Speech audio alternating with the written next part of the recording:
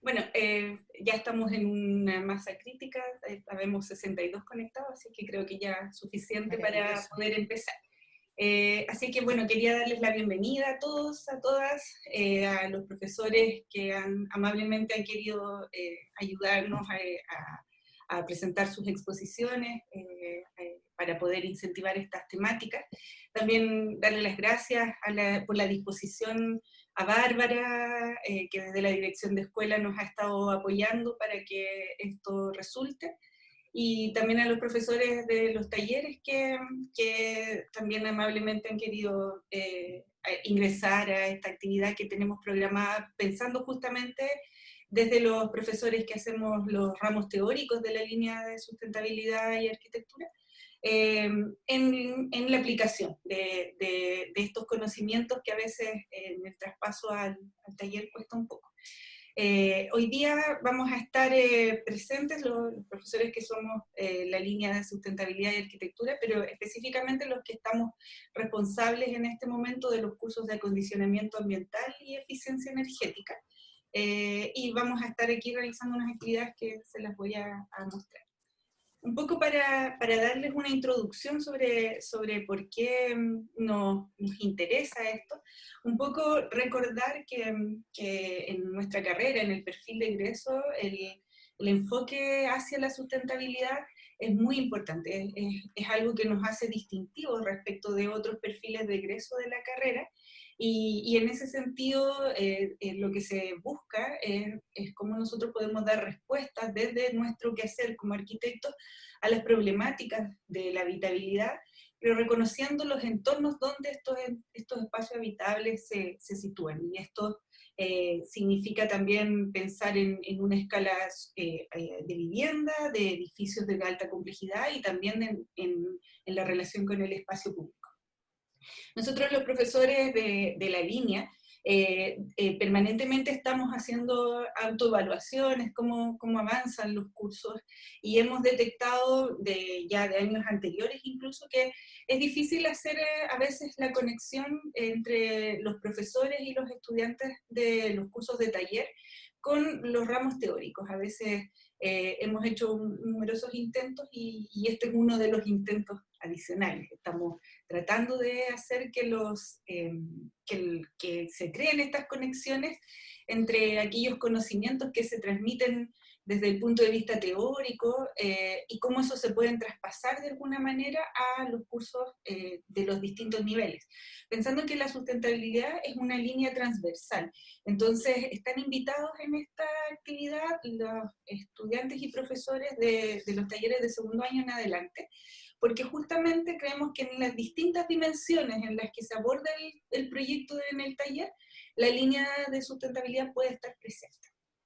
Eh, entonces, bueno, les quería compartir una reflexión que tiene que ver con un trabajo que tiene que ver con la crisis ambiental y el crisis de conocimiento. Enrique Leff, estas son un poco sus palabras, él lo que dice es que la crisis ambiental que vivimos actualmente en el contexto en el que nos toca vivir es en realidad una crisis de conocimiento. Entonces uno puede estar diagnosticando las causas que provocan los fenómenos que tienen que ver con las formas de vida contemporáneas. Necesitamos también un cambio de pensamiento para poder comprender ahí en cita de él el mundo inscrito en la crisis ambiental. Necesitamos una nueva racionalidad, una nueva forma de pensar las cosas que esté vinculada a reorientar los comportamientos que a veces son individuales y sociales frente a todas estas leyes límites que pone la naturaleza. Entonces, bueno, esta reflexión se las dejo un poco para incentivarla, motivar, porque es importante hacer las conexiones, porque es importante que independiente del lugar donde estemos situados en nuestro quehacer como arquitectos o como estudiantes de arquitectura, seamos capaces de mirar de manera más integral para encontrar estas nuevas formas de pensamiento que den respuesta al contexto actual en el cual estamos viviendo. Dicho esto, les presento hoy día la actividad para que se armen una idea. La idea es que vamos a empezar con una charla súper interesante del profesor Carlos Bustamante. Luego el profesor Hernán Bugueño nos va a hablar sobre vivienda bioclimática. El profesor Esteban Montenegro nos va a hablar sobre programas un poco más complejos, programas educacionales y temas de eficiencia energética. Y vamos a hacer una breve pausa para hacer el cambio del switch y luego los vamos a invitar a llevar una conversación que un poco ponga en crisis las temáticas que vamos a estar presentando hoy día y con esto vamos a cerrar. Sin más que decirles, le voy a dar la bienvenida, voy a dejar de compartir.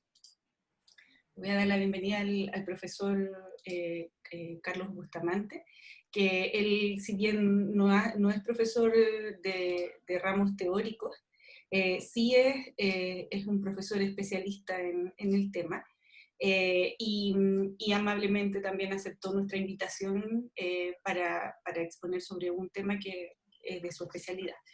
Un poco para quienes no lo conocen, el profesor Carlos Bustamante actualmente hace taller en 9, 10, también es profesor de seminario de títulos. En los talleres 9 y 10 él se especializa en temáticas de arquitectura de gran escala y diseño urbano. El profesor Carlos Bustamante es doctorado en periferias, sostenibilidad y vitalidad urbana de la Escuela Técnica Superior de Madrid. También es magíster en diseño urbano de la Escuela Técnica Superior de Arquitectura de Barcelona. Ha trabajado en la línea de investigación vinculada al ámbito de desarrollo de ciudades sustentables, generando diversas publicaciones, tanto en medios nacionales como internacionales. Él trabajó también en el área de gestión de calidad de la educación superior, fue el jefe de acreditación de las carreras de pregrado de la Universidad Finisterra, y también ayudó a acreditar carreras como arte, arquitectura, diseño, literatura, periodismo, entre otras. Sin más que decir, le dejo la palabra al profesor Carlos Bustamante para que nos presente su charla que se llama Lo que el viento no se llevó. Ya, gracias. Gracias, Rosa. A ver, quisiera compartir primero mi presentación. Me dicen que si se ve o no se ve. Sí, se ve. Ya. Bueno, primero que nada, gracias por la invitación. La verdad es que me parece súper importante estas actividades que reúnen aspectos tanto teóricos como prácticos. Y dentro de la formación de un estudiante de arquitectura hoy en día, la educación integral es fundamental, ¿ya? O sea, estudiar por separado, la verdad es que eso ya está anacrónico. Así que, bien por eso que se integran los conocimientos entre las distintas asignaturas. Lo que les voy a explicar ahora tiene que ver puntualmente con el viento. Pese a que podemos hablar de otras temáticas asociadas al sol, medio ambiente y todo eso, a mí me interesa exponerles aspectos que yo he estado estudiando hace más de 10 años, y tal vez más, que tiene que ver con el viento. El viento es uno de los elementos más complejos que hay para estudiar. Pero antes de partir voy a hacer una reflexión inicial, ¿ya? Quiero que me sigan la conversación o lo que yo voy a ir explicando, porque a veces no necesariamente las imágenes acompañan lo que yo voy diciendo, sino que voy haciendo un cruce a veces entre lo visual y lo auditivo, ¿ya? La primera reflexión tiene que ver con esta imagen, y es con la capacidad de observar algo que realmente es invisible, como es el viento. El viento de alguna manera se manifiesta en las cosas, ¿ya? No es que tú lo puedas ver, como el sol, por ejemplo, ¿ya? Se manifiesta en los árboles, o se manifiesta, por ejemplo, aquí tenemos dos obras de arte, de escultura. Una escultura, por ejemplo, tenemos la Victoria de Samotracia, que se hizo en el año 190 a.C., y uno puede ver, de alguna manera, cómo el velo que cubre la figura, se puede ver cómo se ven las coordenadas del viento, o sea, el aire que se acerca y el aire que se aleja.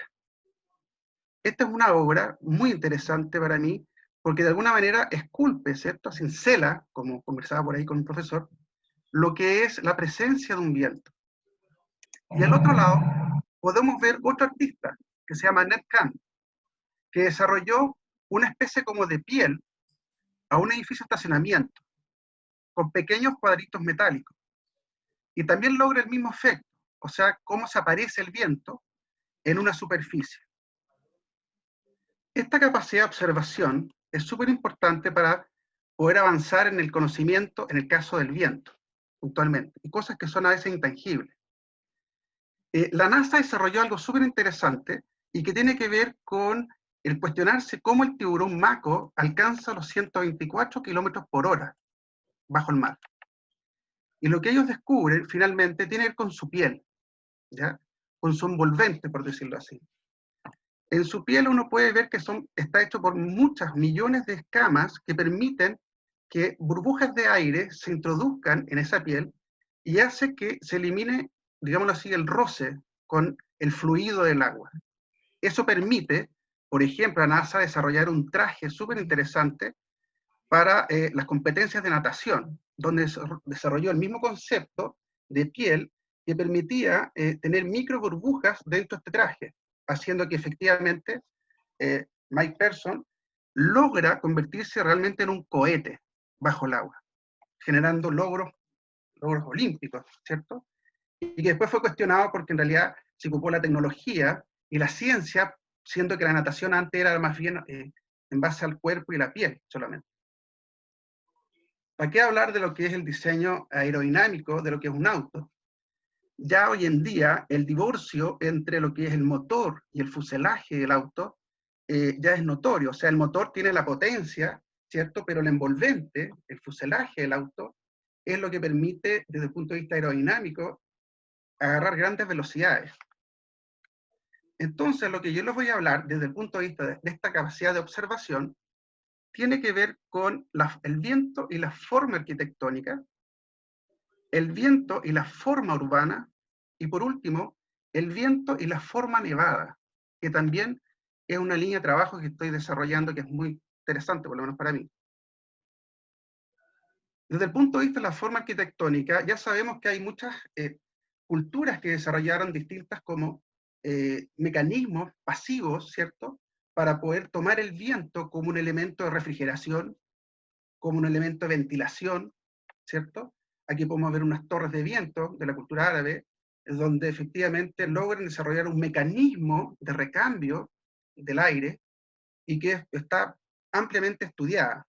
Y a nivel urbano, también se ha avanzado mucho en temas de lo que es la ventilación de la ciudad a la luz de todo lo que pasó con la revolución industrial y aparece todo el concepto del higienismo. De hecho, hace poco han aparecido muchos artículos asociados a la luz de la pandemia, de cómo el higienismo, provocado por la época moderna, permitió de alguna manera generar un nuevo concepto de urbanismo, vinculado evidentemente no solo con el viento, sino que con el sol y otros elementos. Pero el viento sí era importante porque permitía generar estos corredores de viento y permitía también que no se generaran las pandemias, no se generaran enfermedades, etc. Este tema lo vamos a retomar al final de la charla.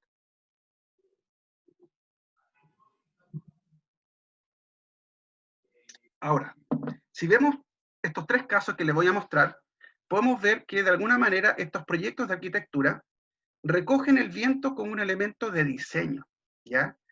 Un primer caso es lo que se hizo en 1956-57, pleno periodo de la modernidad en Chile, ¿ya? Que es el concurso para la Escuela Naval de Playa Ancha, que desarrolló Francisco Méndez con el Instituto de Arquitectura, haciendo este proyecto, pero que se invitaron a 4 oficinas y ellos sacaron el cuarto lugar. O sea, ni siquiera el primero, ni el segundo, ni el tercero, el cuarto. Porque ellos proponían algo que era muy interesante, pero la verdad es que fue poco entendido. Es que ellos se situaron frente a esta meseta, ¿cierto?, geográfica, y la percepción del viento era excesivamente fuerte y presente. Y especularon sobre cómo diseñar una escuela naval donde el viento o la arquitectura lograba protegerse del viento y así, digámoslo así, los marinos no se les volara el gorro, pudieran estar parados, no sé, horas en un campo sin congelarse, etc. Entonces desarrollaron un dispositivo que lo colocan arriba de los edificios y con este dispositivo logran generar un efecto Venturi haciendo una bóveda eólica 1957, que permitía generar una zona eddy o una zona sin viento, que es en definitiva lo que interesa, una zona calma. Desarrollaron distintos prototipos y estos elementos, junto con la morfología de los edificios, logran generar estas bóvedas eólicas que están de alguna manera resguardadas del viento. Insisto, estamos pensando en una época donde efectivamente todavía no estaba incorporado el tema del diseño aerodinámico, ni menos asociado al tema tan bioclimáticamente, directamente formal. El proyecto ganador finalmente fue de Mario Pérez de Arce, que más bien responde a los cánones de la arquitectura moderna.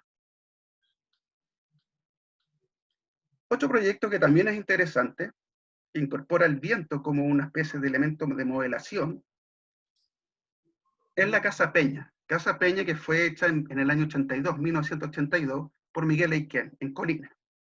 Colina, como saben, la sensación térmica de Colina es muy alto, y lo que hace Miguel, quien además construyó un aeroplano y lo voló encima, fue generar este elemento que se desprende de lo que es la cubierta, ¿cierto? Y hace una doble cubierta, permitiendo que el aire pase por debajo, o sea, entre la edificación, y así logra oxigenar, ¿cierto? O limpiar y refrescar ese espacio para que la vivienda tuviera una sensación térmica apropiada, ¿no? Y así permite que el viento entre, ¿cierto? Por este como túnel o corredor de viento, limpiando y oxigenando toda la casa. Aquí es un elemento concreto, tú te das cuenta que está directamente eh, intencionado. Y por dentro, claro, está todo lo que es la arquitectura de bóvedas y muros, finalmente, que arman el espacio interior. Y como tercer elemento, también atractivo y muy potente, es la hospedería errante del arquitecto Manuel Casanueva. Esta obra tal vez es la más paradigmática, porque si tú miras esta fachada, realmente parece un auto a carrera. ¿Ah? O sea, el viento técnicamente cincela, dibuja lo que es el viento, ¿cierto? Y cómo se va manejando por la fachada. Por otra parte, en esta fachada hay accesos, puertas, ¿te fijas? Pero que en la casa, o la hospedería, en definitiva, no se pega ni un portazo, nada. O sea, está súper pensada con el viento. Una imagen más frontal, aquí te puedes dar cuenta cómo la obra se pone como una especie como de, ¿cómo decirlo?, de cuchillo, ¿no? Cortando el viento. Por un lado se va hacia la derecha, donde están las toberas, y las toberas generan un efecto Venturi que hace que el viento salte hacia los árboles, y por otro lado está el viento de la fachada izquierda, donde el viento sube, se encarama por el techo y también logra saltar. En el medio, aquí hay una cosa interesante, en el medio arma un dispositivo que tiene una compuerta que permite refrigerar la vivienda por dentro. Como pueden ver, el edificio finalmente responde desde un punto de vista tecnológico. Esto fue producto gracias a un Fondesit, ¿ya? Que buscaba incorporar los elementos técnicos constructivos para generar la temperie, ¿cierto?, de un espacio que está sobreexpuesto a las variables climáticas. Y te fijas que incluso aparecen aquí membranas, cosas así, ¿no? Un caso especial fue de esta obra, y lo cuento como anecdótico porque yo trabajé con este arquitecto, es que la dificultad que hubo mucho fíjense que fue la lluvia. Porque la gota de agua, así como cuando uno anda en auto, ¿cierto?, tiende a subir, aquí pasaba lo mismo. Las canaletas tuvieron que invertirse, porque la gota subía, no bajaba. Lo cual generó toda una cosa compleja de poder encontrar la gotera, porque en el fondo se generaban goteras, pero finalmente lograron hacer el curso o el camino y lograron controlar eso. Todo esto con ensayo y error. Tema aparte, quisiera yo agregar aquí un trabajo personal, que también lo hice hace como 7 años, 8, ¿sí? Que fue un concurso que trabajé con Cristian Larraín, arquitecto que trabaja con Cristian Undurraga, donde participaron en un concurso de hacer un edificio consistorial en Punta Arenas. Y bueno, nos ganamos el primer lugar, la verdad. Y todo esto pensando en el viento. La verdad es que el diseño que hicimos nosotros no fue tan, digámoslo así, morfológicamente aerodinámico, pero sí tenía los principios que nos interesaba. Era una obra que estaba frente al estrecho Magallanes, donde el viento viene por atrás, ¿cierto? Desde las montañas hacia el estrecho. Por lo tanto, el programa que nos daban era tan grande que lo que construyéramos iba a generar una serie de turbulencias en torno al edificio. La estrategia fue, más bien, bajar el programa, hacer un subsuelo y generar una zona EDI o una zona calma controlada, ¿cierto? Como se puede ver aquí, para generar los accesos y en realidad la vista a lo que era el estrecho. Vista el estrecho y lo que era la relación cenital o vertical de la luz, porque Punta Arenas a veces tiene muy pocas horas de luz y el sol es importante para captarla. Y nada, finalmente hicimos el proyecto y el proyecto la verdad es que fue bastante sobrio, era como elegante para la institución y esta era la zona, ¿cierto? Una zona calma frente al edificio donde se podían hacer todas las actividades públicas. Los otros proyectos que no ganaron eran tal vez más escandalosos formalmente, pero en realidad aquí se valoró más bien la discreción y poder bajar o agachar, así como cuando uno se agacha por el viento, pasa lo mismo. Si nos vamos ahora al ámbito de la forma urbana, también tenemos casos que son muy notorios de lo que es el viento urbano, y aquí se ha avanzado muchísimo y puntualmente los países asiáticos. Primera cosa que quiero explicar, y esto más bien es re importante, este esquema sale en muchos libros y de distintas maneras, y que tiene que ver de cómo la ciudad genera un retardamiento, ¿cierto? Una rugosidad, que se dice la rugosidad urbana, donde el viento para alcanzar los 100 kilómetros, perdón, para alcanzar su velocidad óptima, al 100%, como está acá arriba, tiene que llegar a una altura de 470 metros, a diferencia del mar, que a los 280 ya alcanza el 100%. O sea, aquí está demostrado gráficamente que efectivamente la ciudad hace un retardamiento de lo que es la velocidad del viento. Importante cuando se trabaja en los talleres o la percepción urbana de lo que, cómo incorporar el viento o las zonas térmicas, importante siempre ver cuál es el viento predominante. Si bien el viento va cambiando muchas veces a medida que va bajando, se va moviendo, uno puede trabajar con los vientos predominantes, las rosas de viento, y detectar que hay zonas que están protegidas de viento y hay zonas que están con fachadas de sol. Articular esas dos cosas es fundamental en los diseños urbanos hoy en día. ¿Para qué hablar de la vegetación? La vegetación también colabora en lo que es disipar lo que es el viento, ¿cierto? Protegerse del viento. La gente de cultivo también trabaja mucho con eso para que no se les vuele la semilla. Y lo que puede ser, aquí podemos ver algunos ejemplos de lo que es una arquitectura, ¿cierto? Que está usando un túnel de viento para entender esto. Aquí voy a mostrar rápidamente varias cosas, que es como la representación gráfica del viento. Imágenes de un torbellino, ¿cierto? De viento que se mete por un canal de un cañón urbano. Un análisis por torres, anemómetros, para estudiar el viento dentro. Los túneles de viento también han participado en todo lo que es el avance, el conocimiento del viento.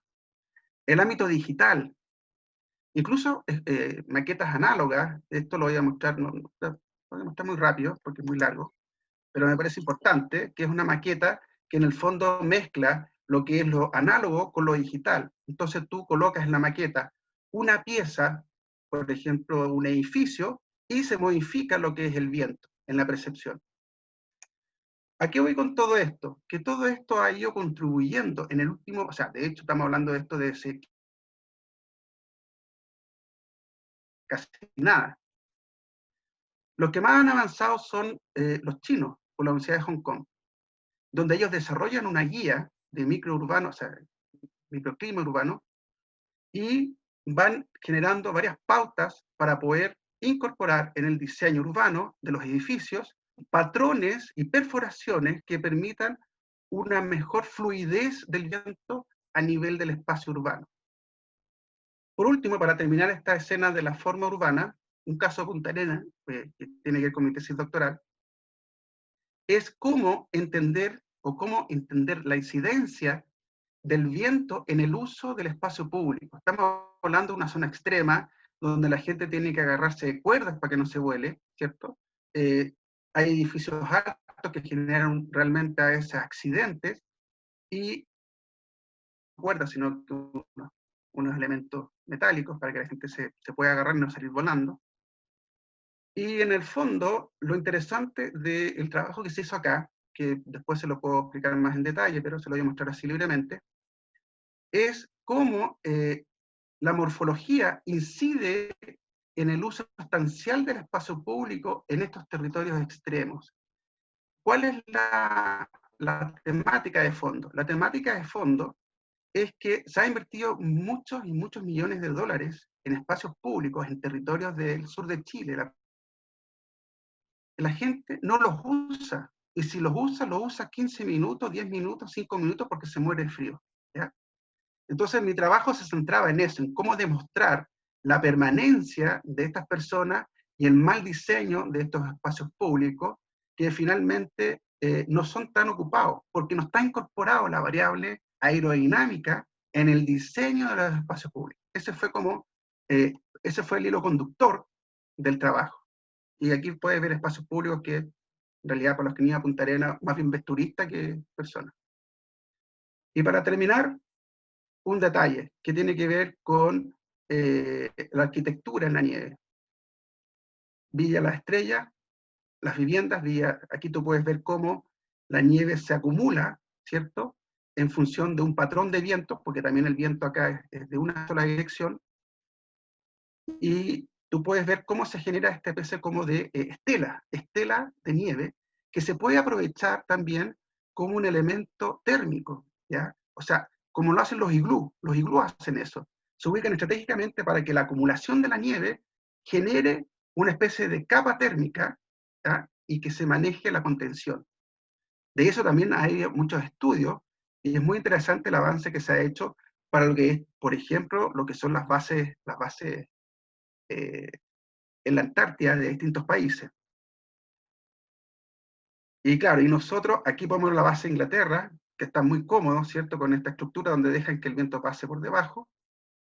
Y la base chilena, claro, tratando de sacar la nieve, porque efectivamente hay una cosa que puede ser mejorada. Pero bueno, como saben, está el tema del derretimiento de la nieve, y eso también es un tema importante.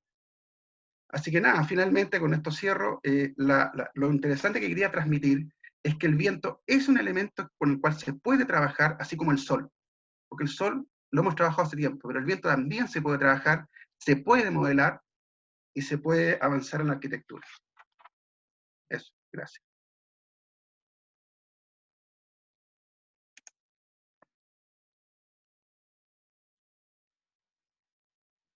No se escucha, Rosa, parece.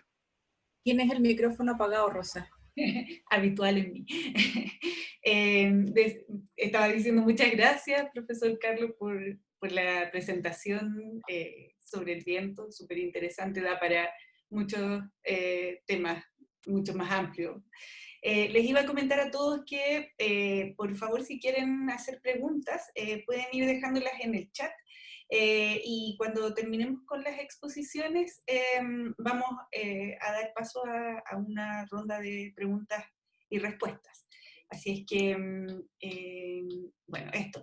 Para continuar con la actividad, teníamos programado al profesor Hernán Bugueño, pero tuvo un problema de conexión en este momento, entonces vamos a presentar al profesor Esteban Montenegro, que lo veo por ahí, no sé si está por aquí disponible, con su presentación La buena arquitectura, mejor educación. Es una presentación súper interesante que viene de un ámbito de trabajo que él desarrolla en su ámbito profesional. El profesor Esteban Montenegro es profesor de nuestra escuela de los cursos de eficiencia energética. Así es que, bueno, sin más le doy la palabra al profesor. Hola, muy buenas tardes. Gracias, Rosa. Buenas tardes a todos los colegas, los alumnos. Gracias por la invitación, Rosa, por la iniciativa. En realidad, es una iniciativa que partió con la idea de Rosa, Irene también ahí, armamos este mini webinar. Así que encantado de poder compartir esta presentación. Voy a preparar la pantalla.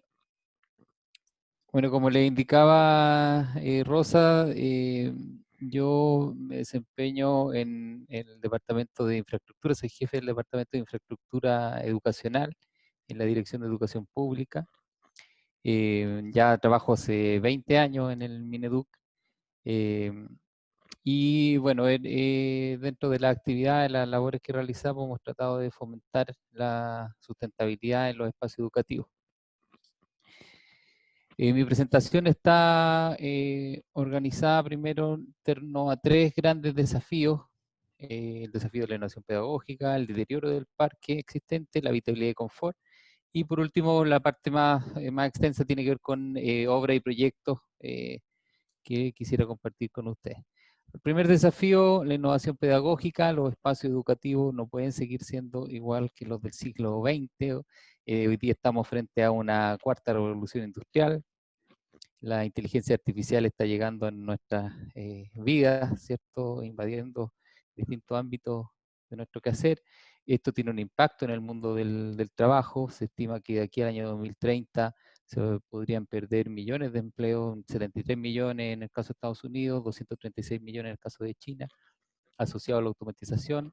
Esto demanda formación de nuevas habilidades, las denominadas habilidades del siglo XXI, pensamiento crítico, colaboración, creatividad, comunicación. Y lamentablemente nosotros como país estamos muy atrás en esto, aparecemos en último lugar en la OCDE en el desarrollo de estas habilidades. Y esto también tiene que ver con un cambio de paradigma de cómo modificamos estos espacios educativos desde un modelo centrado en los profesores a un modelo centrado en los alumnos, más bien colaborativo en base a una red, más que a una jerarquía. Y por lo tanto, bueno, necesitamos estos nuevos espacios que sean confortables, innovadores, flexibles, que aporten, que permitan estos aprendizajes del siglo XXI.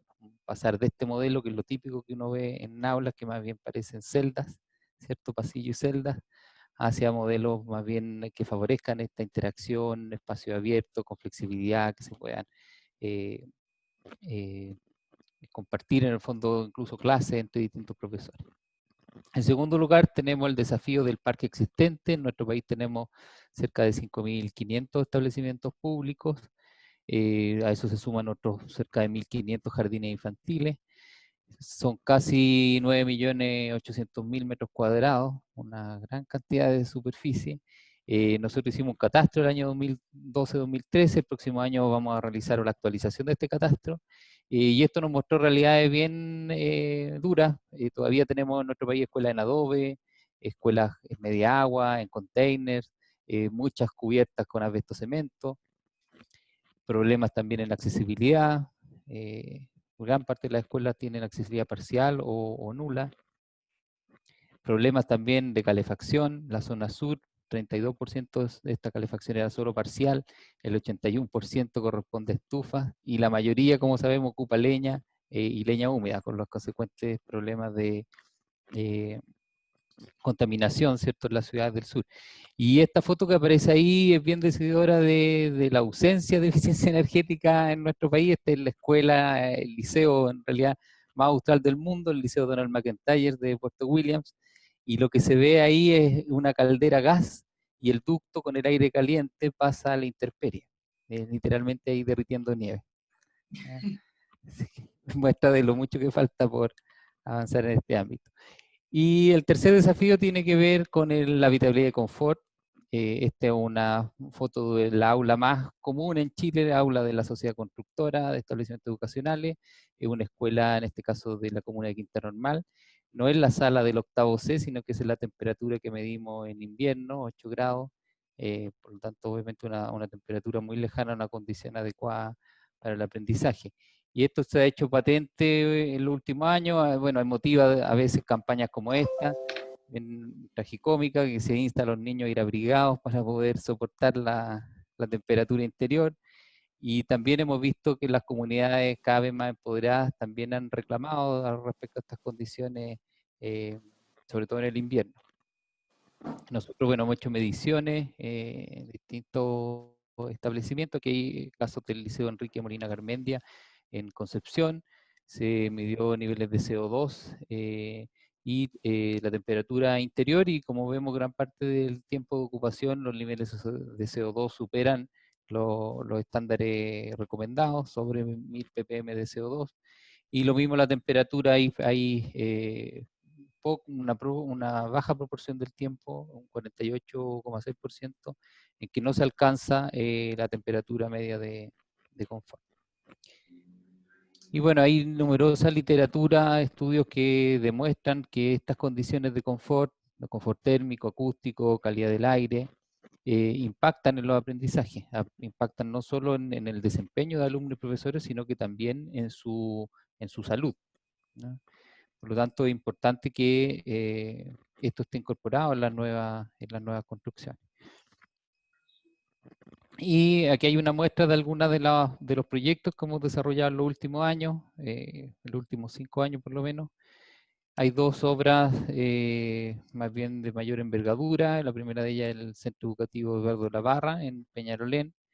Todas las nuevas obras a partir del año 2015 cuentan con la certificación Edificio Sustentable. Nosotros fuimos como ministerio uno de los promotores del sistema de certificación, y obviamente cuando esta certificación se lanzó el año 2015, establecimos como obligación que cualquier nuevo proyecto financiado por el ministerio debía contar con esta certificación, justamente para asegurar esta estrategia de sustentabilidad y sobre todo las condiciones de confort de las cuales hablábamos y que son tan importantes respecto al desempeño de alumnos y profesores.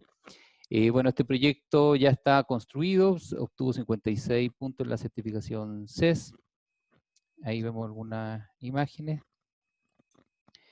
También, bueno, tiene condiciones, mejores estándares respecto a la superficie, que también es un déficit que tenemos como país. El 1,1 metro cuadrado, que es la normativa actual, aquí se reemplaza por 2 metros cuadrados por alumno, y en el caso de aulas de parvularia llegamos incluso a casi 3 metros cuadrados por alumno, con condiciones de confort interior, acústico, térmico y de calidad del aire. Este es un proyecto mucho más al sur, en la comuna de Palena, la escuela Roberto White. En este caso, a nosotros como Departamento de Infraestructura nos correspondió desarrollar el anteproyecto. Por lo tanto, pudimos plasmar en ese anteproyecto varias estrategias básicas, o sea, partiendo desde la orientación, de privilegiar que todas las aulas estuviesen orientadas al norte, tuviesen ganancia solar. Y luego este anteproyecto sirvió de base para que se desarrollara el diseño por parte de la oficina Massman Arquitecto, un diseño licitado por la Dirección de Arquitectura.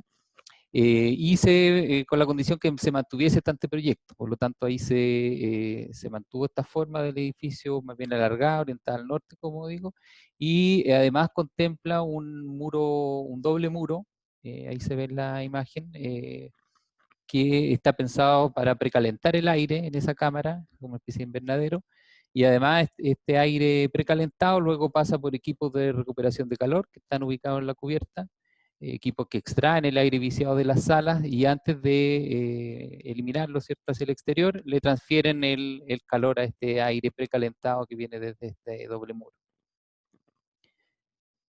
Ahí vemos también una imagen del aula interior y se puede ver el espacio de este doble muro. Tiene, bueno, al interior tiene doble vidrio en el fondo, y luego la cámara, un espacio cerca de 80 centímetros, y el vidrio exterior. Y además algunas medidas de confort visual. Hay también un tratamiento especial en el vidrio al costado donde van los pizarrones para evitar reflejos indeseados. Hay algunas imágenes de la biblioteca, como se ve ahí a través del cristal, un entorno privilegiado en la Patagonia. Este es el gimnasio, la estructura es una estructura mixta de hormigón, más bien acero y madera. En el caso del gimnasio es completamente de madera laminada. Y bueno, esas son obras de mayor envergadura, y aquí hay una serie de obras que corresponden a un plan especial que se hizo también a partir del año 2015 para reponer escuelas rurales, que era donde estaban los mayores problemas de condiciones indignas en realidad de infraestructura.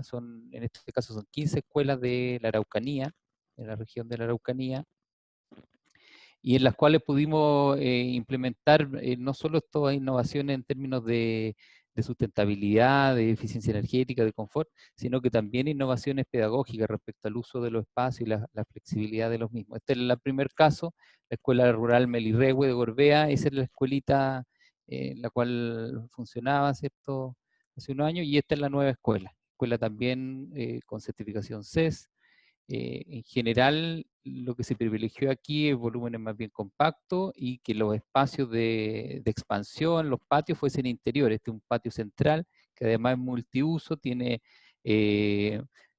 unos paneles móviles que permiten que las salas se puedan expandir hacia este espacio central. Este espacio también puede servir como comedor a la hora de almuerzo, hay muebles que se pliegan, se guardan. Y obviamente como patio, que es su función principal. Ahí vemos una imagen del aula.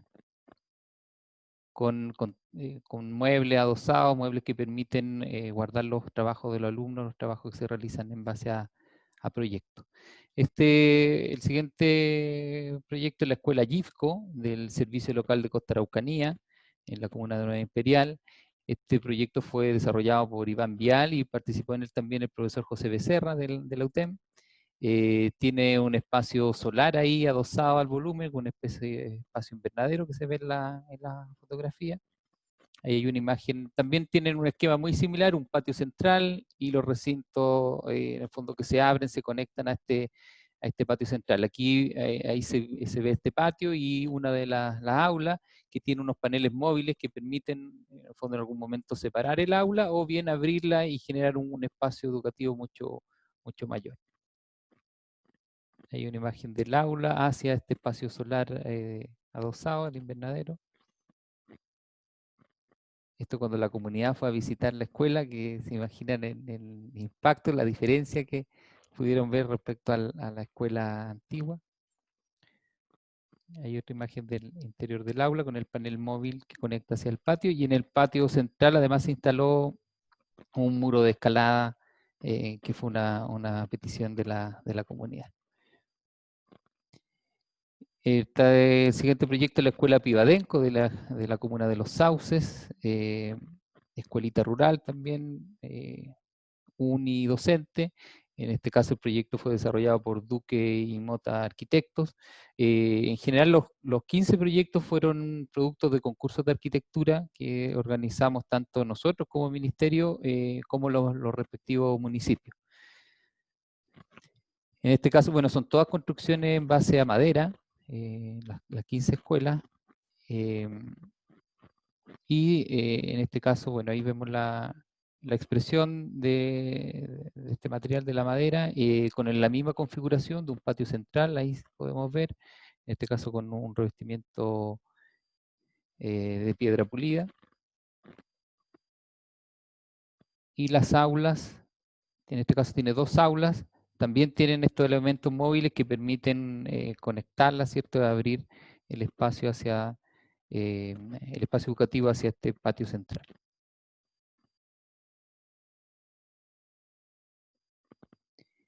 Siguiente es la escuela Petrona Payaleo de Los Sauces, ahí podemos ver la escuela original con circulaciones abiertas, muy poco acondicionada al clima, ¿cierto?, de la 9ª región.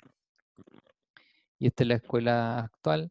Lamentablemente ninguna de estas escuelas se ha podido utilizar, se terminaron la construcción ahora, entre marzo, estos últimos meses, y obviamente por la epidemia, ¿cierto?, del coronavirus no ha tenido uso por parte de los alumnos, la mayoría de ellas. Ahí podemos ver los muebles los mesones que sirven a la hora de almuerzo. Esos mesones se pliegan y se guardan en estos muebles ahí que están adosados en el muro de las aulas. Esta es una de las aulas. Esta es la escuela rural Marimenuco en Lonquimay. Aquí un clima súper extremo. Lonquimay puede tener 1,5 metros, 2 metros de nieve, 15 grados bajo cero en invierno. Estas eran las condiciones que estudiaban estos niños, una escuela con también circulación abierta, puerta de la aula que daba directamente a la intemperie. Aquí vemos algunos de los renders. También un muy buen puntaje CES, 58 puntos en la certificación. también la misma configuración de elementos móviles, apertura hacia al patio. Y esta obra ya está en prácticamente un 95% de avance. Estas son fotos de agosto pasado. Ahí podemos ver la nieve, ¿cierto?, del clima de Lonquimay. Y también es una construcción completamente en madera.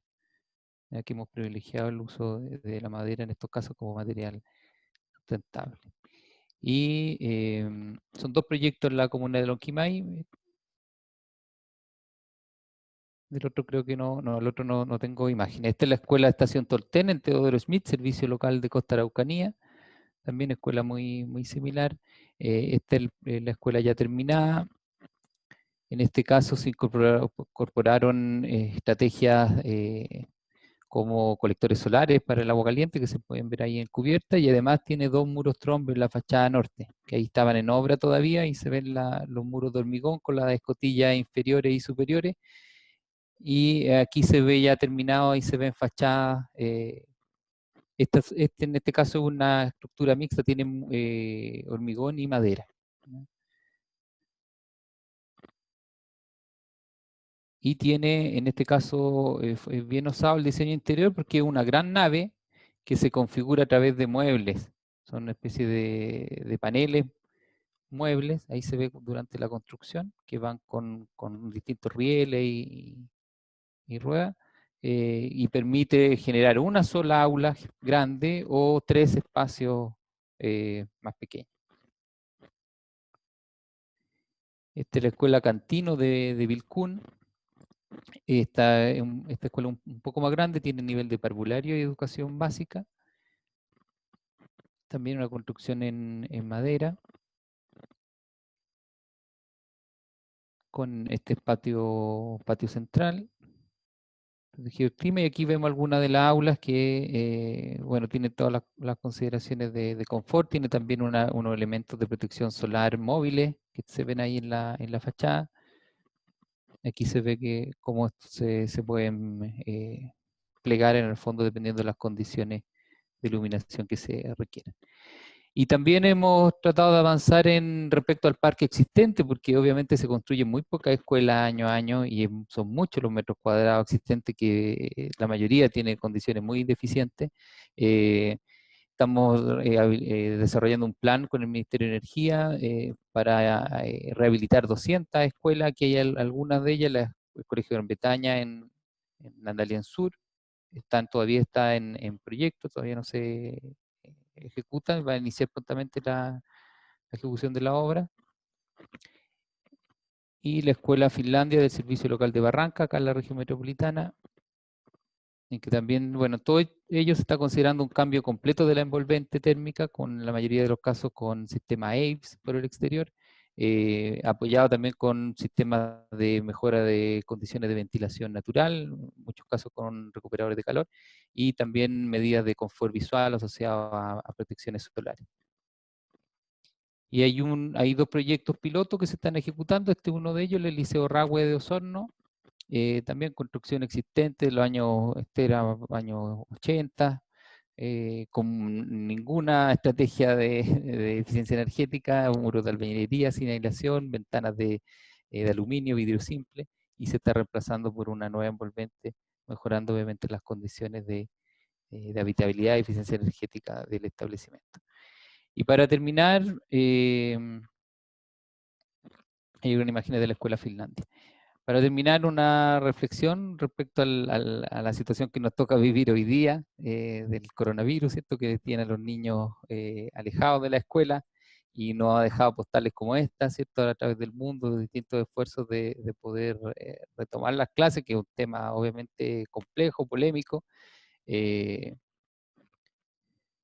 Pero bueno, el llamado es que aprovechemos esta coyuntura, esta situación para no solo reabrir la escuela a futuro cuando se pueda, cuando sea realmente factible, sino que además reinventarla y que sea ojalá otro tipo de escuela la que podamos abrir a futuro. Eso, muchas gracias. Gracias, Esteban. Súper interesante todos los proyectos que muestras. Creo que muy estimulantes para como desafíos de diseño. y comparto tu reflexión final. Bueno, ahora vamos a continuar. Ya les comenté hace un rato que si tienen preguntas, ojalá que las tengan para que las podamos generar en un diálogo al final. Las pueden dejar en el chat o las guardan para comentarlas al final de la presentación. Voy a dar la palabra y a ver si quiere compartir su pantalla ahora el profesor Hernán Bugueño, que lo vemos por ahí. El profesor Hernán Bugueño hace clases de taller hace ya muchos años y también ha hecho los cursos de sistemas ambientales y habitabilidad, de acondicionamiento ambiental, y creo que eficiencia energética también ha estado haciendo por ahí en algún momento. El profesor Hernán nos va a dar una charla que se llama La forma y la materia como variables bioclimáticas de la vivienda. Así que, sin más, te dejo la palabra, profesor. ¿Qué tal? Muchas gracias, Rosa. Gracias por la invitación. A todos también, profesores, que los veo conectados, y también estudiantes de nuestra universidad. Bueno, la charla, como menciona la profesora Rosa, va a versar sobre el tema de la materia y la forma, como una reflexión frente al quehacer arquitectónico nuestro cuando nos toca algún encargo, algún diseño, ¿ya? Rosa, no sé, voy a compartir pantalla ahora. Me dicen si es que ya se está viendo para comenzar la clase, ¿ya? La charla. Un minuto. Ahí está. Bien. Ahí sí, Hernán. Perfecto, gracias. Gracias, Irene. Bueno, reflexionemos sobre el tema de la forma y la materia, y esto cómo se vincula con la energía, ¿ya? Por un lado, la pregunta es, ¿por qué para nosotros va a ser importante sentarnos a discutir sobre el tema energético y la sustentabilidad? Y la verdad que deberíamos, si es que tomamos distancia y analizamos la problemática, claramente la energía siempre ha estado presente en la humanidad. Nosotros tenemos acá una imagen a la distancia de nuestro planeta, y se puede ver, por ejemplo, cómo esas pequeñas luces que se pueden distinguir nos hablan de que está pasando vida, ¿cierto? Que está funcionando las ciudades, ¿cierto? Con esa intensidad de la vida, del día a día, del progreso, ¿ya? Claro, eso lo vemos, uno podría ser la primera imagen que te viene en la cabeza, ¿cierto? Pero si la cruzamos realmente con el tema de la población, de la cantidad de gente que vive en esos lugares, nos daremos cuenta que no hay una relación tan directa entre la intensidad de iluminación respecto a la cantidad de gente y zonas que están más oscuras, ¿cierto? Y esa es la primera cuestión. La energía no está distribuida, digamos. Nuestros recursos energéticos están siendo consumidos de una manera distinta, ¿ya? Hay un desequilibrio, y eso también es parte de la problemática, esa equidad energética que debemos tratar de luchar y de lograr, ¿cierto?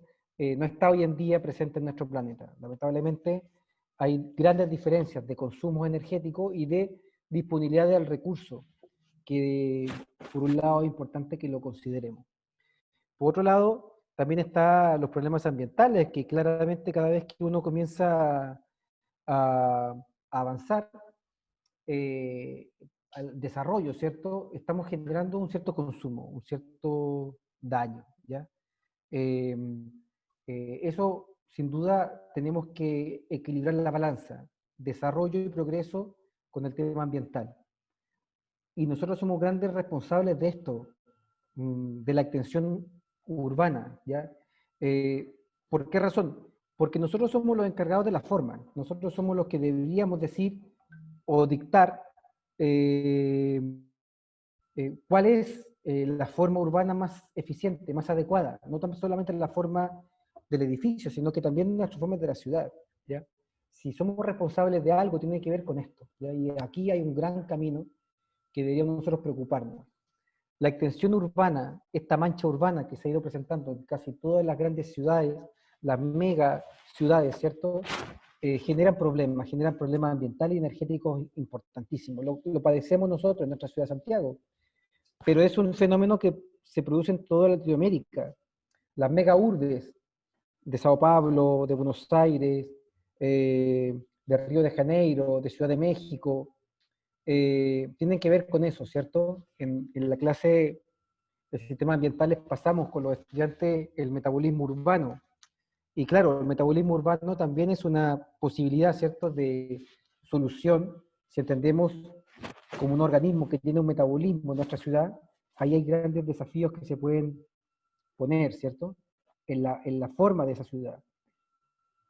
Por otro lado, ¿cómo basamos nuestra economía, nuestro modo de vida, nuestro estilo de vida? Se basa principalmente en energía fósil.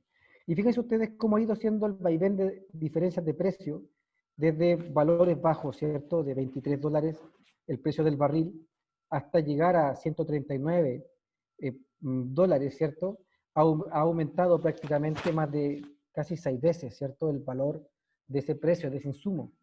Y eso genera grandes dificultades económicas, grandes problemas, se acrecenta la pobreza energética, y esto va a ser un fenómeno que se ha ido manteniendo a lo largo de décadas de años. Tenemos que separarnos de esa energía, de esa base, ¿cierto?, económica.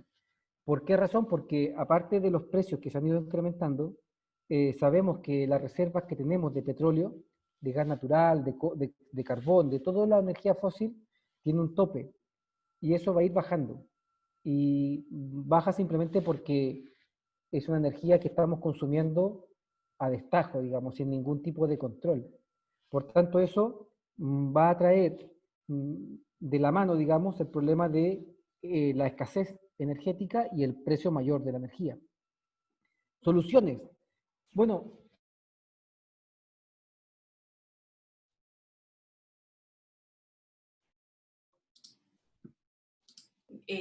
Me parece que perdió la conexión el profesor Hernán. se ha planteado el tema de la solución del biocombustible, a la solución de energía alternativa, pero muchas veces esa energía en los precios del alimento, o también ha producido una industria, en este caso, por ejemplo, está en el sector del Amazonas, de Brasil, que ha ido de la selva amazónica. Por tanto, no es una solución, digamos, una panacea final. Es una alternativa, pero hay que buscar otros posibles caminos. Y ahí viene la gran pregunta de este paradigma a seguir. ¿Cuál será el paradigma? El paradigma, como ustedes sabrán, es el ejemplo digno a seguir, digamos, es como la regla que de alguna manera nos presenta una cierta forma de entender un camino, ¿cierto? Y ese paradigma, en el caso nuestro, ese modelo digno a seguir, todavía creo que hay ciertas incógnitas. Sabemos por dónde va, pero no tenemos muy claro todavía cuál es su desarrollo. Y eso trae consigo el problema de la forma. Nuevamente vuelvo a la forma y a la materia, como arquitecto, ¿cierto? ¿Qué forma le damos a ese proyecto? ¿Qué materia? ¿Ya? Fíjense ustedes que cuando se inicia este invento del auto, como el automóvil, ¿cierto?, un nuevo medio de transporte, la primera forma que toma el automóvil es un carruaje. ¿Eh? Un carruaje que era lo que se conocía en su momento. Y de ese lenguaje que no era propio del automóvil, se evoluciona a un lenguaje propio, ¿ya? De igual forma pasa con el avión, que también toma un lenguaje de un cometa, de una especie de volantín, ¿cierto? Y que de ahí se pasa luego a lo que es el lenguaje propio del avión. Estamos en la búsqueda de un nuevo lenguaje. Ese lenguaje nuevo habla, ¿cierto?, de esto. Porque cuando hablamos de arquitectura sustentable, bioclimática, a veces nos encontramos con formas que todavía están buscando ese lenguaje y esa forma. ¿Por qué razón? Porque están trabajando con un lenguaje antiguo, con una forma que pertenecía a otro principio, ¿cierto? Siguen siendo formas que no están todavía amalgamadas, siguen siendo formas anteriores, como el carruaje, pero que están tratando de buscar una nueva lenguaje, una nueva forma. Ese es el gran desafío nuestro, cómo encontrar un nuevo lenguaje, una nueva forma para esta arquitectura que tiene que ser mucho más sustentable y mucho más bioclimática y ambiental. ¿Qué camino a seguir? Bueno, un camino sería mirar muy atrás, a ver qué podemos encontrar en el inicio de la arquitectura. ¿Cuál fue esa relación virtuosa entre materia, forma y energía? Y ahí hay una búsqueda de una unidad perdida, digo yo, ¿cierto? En esa casa primitiva de Adán, donde esa arquitectura fue buscando una eficiencia en la forma, formas que eran muy eficientes para conservar energía. Formas cónicas, formas concéntricas, materiales también locales que podían conservar la energía, como la tierra o como las piedras. Bueno, se dice, ¿cierto?, que los primeros espacios, ¿cierto?, los primeros cobijos de este confort del ser humano en este ambiente agresivo fue la misma naturaleza, ¿ya? Paradójicamente, protegiéndose de las externalidades de la naturaleza, de los problemas de la naturaleza, el frío, el calor, el viento, fue la primera morada, ¿no? Estas cavernas, árboles enormes, el baobab, ¿cierto?, que dieron esa forma y esa materia para poder conservar energía y poder cobijar ahí también al hábitat. Para que te apures, por favor. Y finalmente, como muestro acá, hay arquitectura que lo ha hecho, ¿cierto? Esa arquitectura local, vernacular, que tomó estos principios y pudo en estas formas de arquitectura coger el viento, tomar esa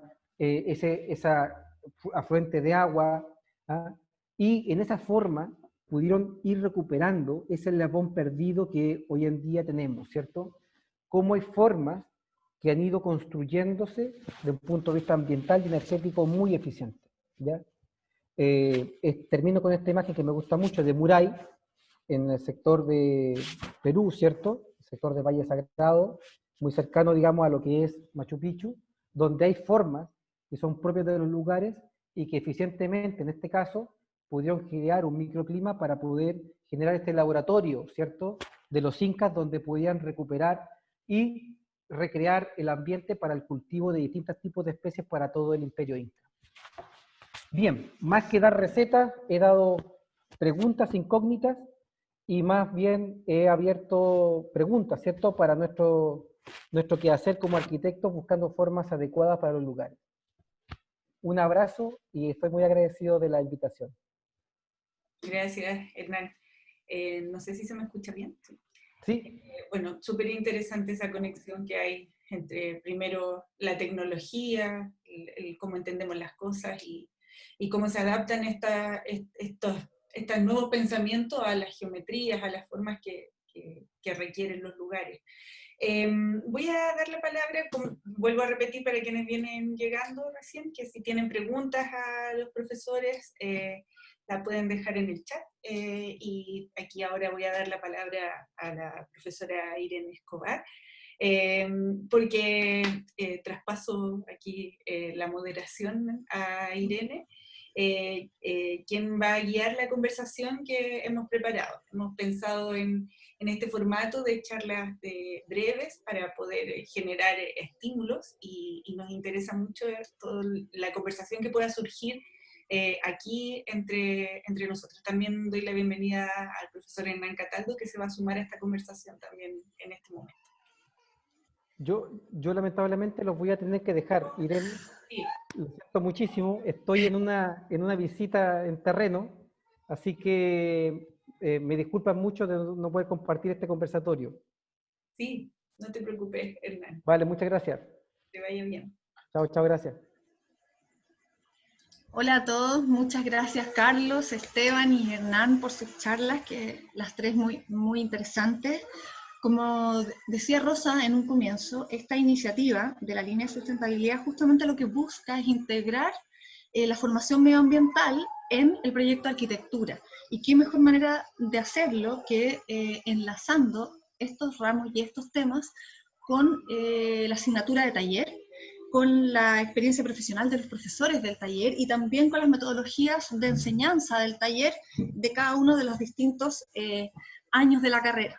Tenemos acá a los talleres de tercer año que ven vivienda, que ven hábitat colectivo. Tenemos también estudiantes de cuarto año que ven programas complejos.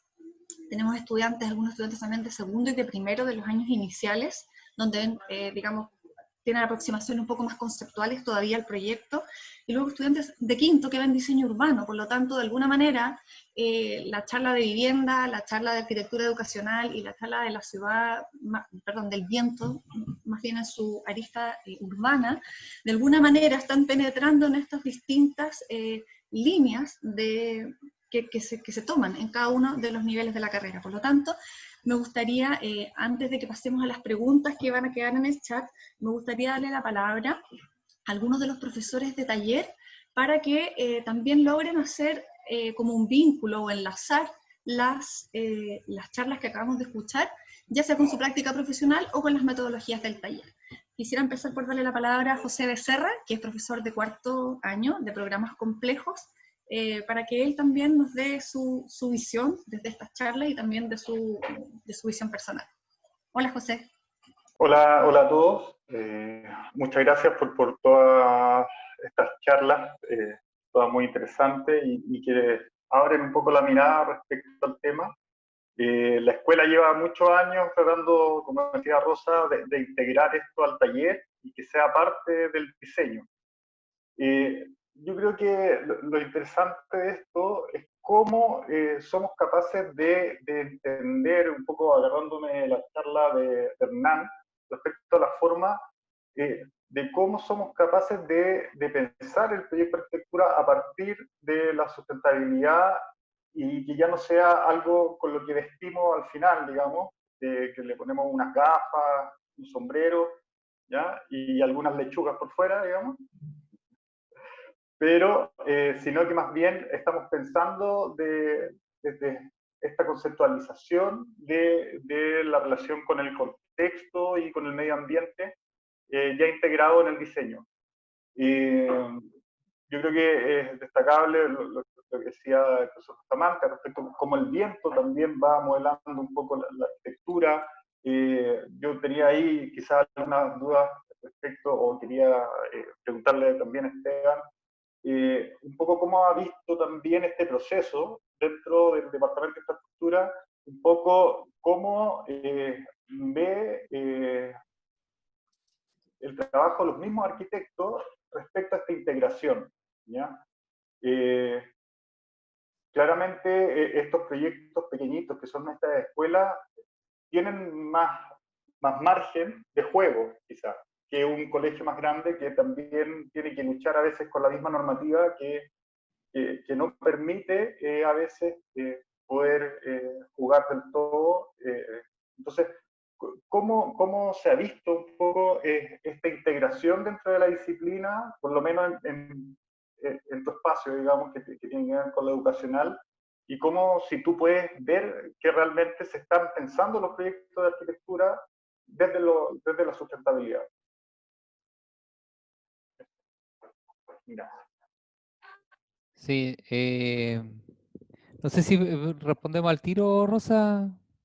Sí, Irene O Irene, que está bueno, sí. Gracias, Mira, la verdad es que yo José. creo que sí, porque así podemos ir movilizando la Ya. conversación y después podemos pasar a otros temas que los otros profesores quieren aportar y también, claro, plantear. Dale Ok. nomás, Esteban, Sí, por favor. sí, no hay problema. Un gusto encontrarme aquí con José, autor de uno de estos proyectos de las escuelas rurales que mostré, como dije en la presentación. Bueno, mira, efectivamente yo he visto una evolución, ha costado bastante, porque al inicio, en muchos casos, el proyecto se elegía más bien por otros factores. No, mira, no todos los casos se hacía concurso, en principio. O sea, muchas veces se hacían remates de honorario, los municipios adjudicaban al que cobraba más barato. Y cuando se hacía concurso, en realidad se elegía más bien muchas veces por aspectos formales, eh, temas bien estéticos, y no estaba este factor de la sustentabilidad y sobre todo del tema interior, de la habitabilidad y cómo esto se relaciona también con otros desafíos que hay en el ámbito educativo, como planteé en la presentación, de que ya no necesitamos la aula, eh, un aula por curso, cerrada, ¿cierto? Sino que son otro tipo de espacios los que necesitamos. Eso afortunadamente ha ido permeando y yo diría que cada vez es más fácil encontrar en los distintos concursos que hacemos que los proyectos ya vienen con eso incorporados, vienen con esa preocupación. Ahora, como dices tú, en los colegios grandes, las escuelas, el liceo, también chocamos con resistencia de las mismas comunidades y de los profesores a veces, que también se resisten a innovar, a incorporar estos aspectos de flexibilidad.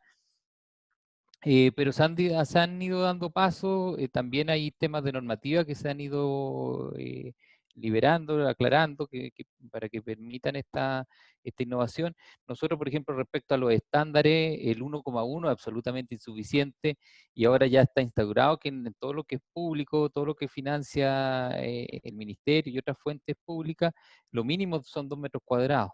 Que ya estamos hablando de un estándar similar al de los países OCDE, el promedio de la OCDE son 2 metros cuadrados por alumno.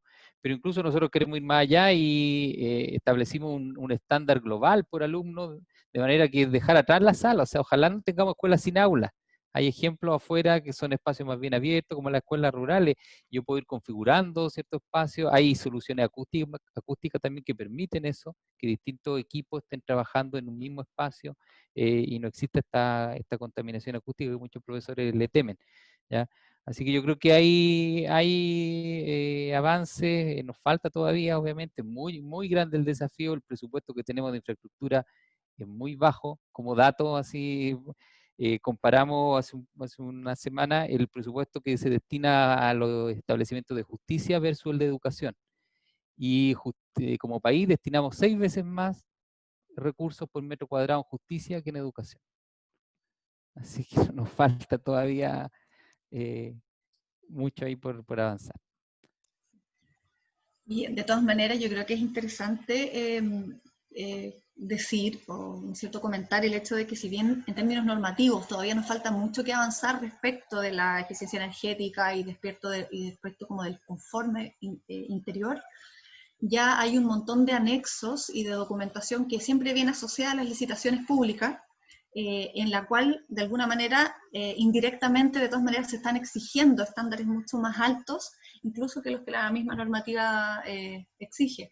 Por lo tanto, yo me imagino que de alguna manera es la manera que tienen las instituciones públicas de ir garantizando que también las inversiones públicas en infraestructura estén levantando el nivel aún cuando nuestra normativa pareciera avanzar mucho más lento en esos aspectos, ¿verdad?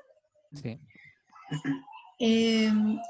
Tenemos acá al profesor Matías Honorato, que también quiere comentar algo. El profesor Matías es de tercer año, él ve vivienda, ve hábitat colectivo, y le vamos a dar la palabra para que haga su intervención. Gracias, Matías. Gracias, Irene. Bueno, gracias a todos los panelistas de la ponencia, esto es súper interesante y, en mi opinión, muy complementaria, además, lo cual creo que es una virtud. ¿Ya? No son redundantes y adoptar en el fondo los distintos enfoques que creo que pueden ser bastante convergentes a la hora de tomar decisiones por los mismos estudiantes. Yo en particular me quedé bastante interesado en el tema que estaba hablando Carlos acerca del uso del viento. ¿Ya?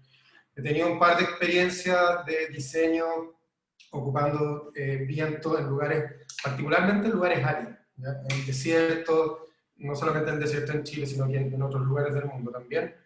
Y encuentro fascinante la noción de que, en el fondo, de alguna manera, la forma del viento es algo que puede, no solamente por la dinámica, por la aerodinámica, sino que también por el uso de la convección puede dar espacios bien interesantes al diseño, ¿ya? Recuerdo en particular 2 o 3 cosas que me hicieron recordar cuando estábamos conversando. Mostraban la casa, perdón, no olvidé dónde era, pero no olvidé, que tenía una boda, ¿ya? Y en Colina, perdón. En Colina. La casa, claro. Exacto. Y me recordaba un poco, bueno, yo nací en Iquique, en el fondo siempre tuve esta noción como de los techos, en la avenida Baquedano, ¿me entiendes? Arriba de la vivienda y con ese espacio como ocupable, que además arroja sombra, pero que además es ventilado, ¿verdad? En algún minuto de mi vida me vi en un concurso en otro desierto, en otro lugar del mundo, donde el mismo principio aplicado para la convección y el enfriamiento de un cuerpo interior, ya no en horizontal, sino que en vertical, ¿ya? Era una torre, en ese caso, de vivienda además.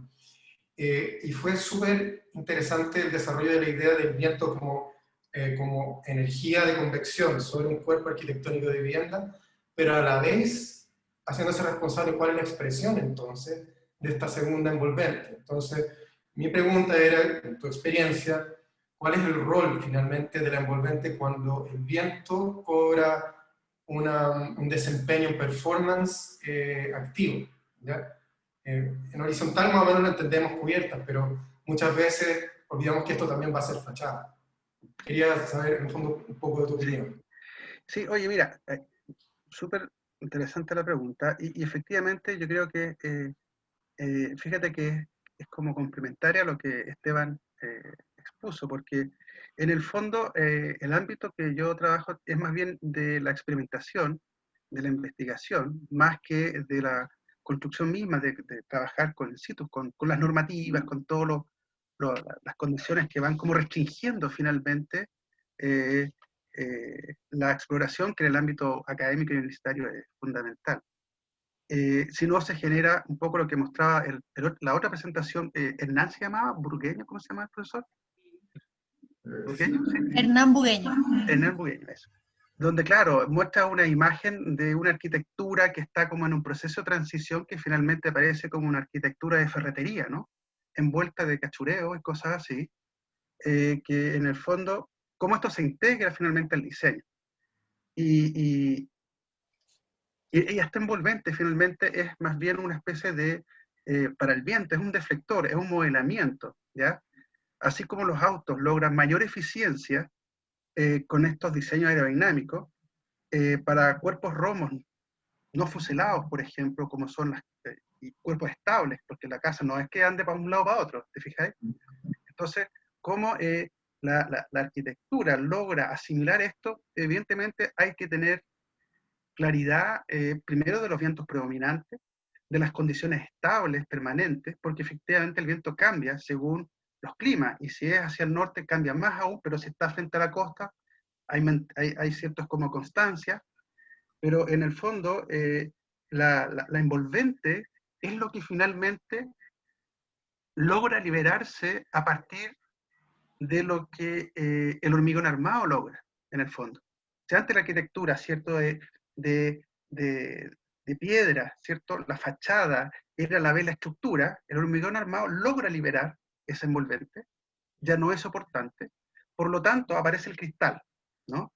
Y aparece como la arquitectura moderna con un lenguaje, pero vienen todos los conocimientos científicos, los avances medioambientales y toda la necesidad de incorporar aspectos que son bioclimáticos, ¿no?, que maneje la temperie y que regulen esto, hace que cada vez más se explore cómo esta envolvente se convierte en una especie de mediador de la temperie, porque una cosa es el interior y la otra cosa es el exterior. Entonces la piel, como todos los animales, ¿cierto?, o como todas las cosas, cumplen un rol de mediador.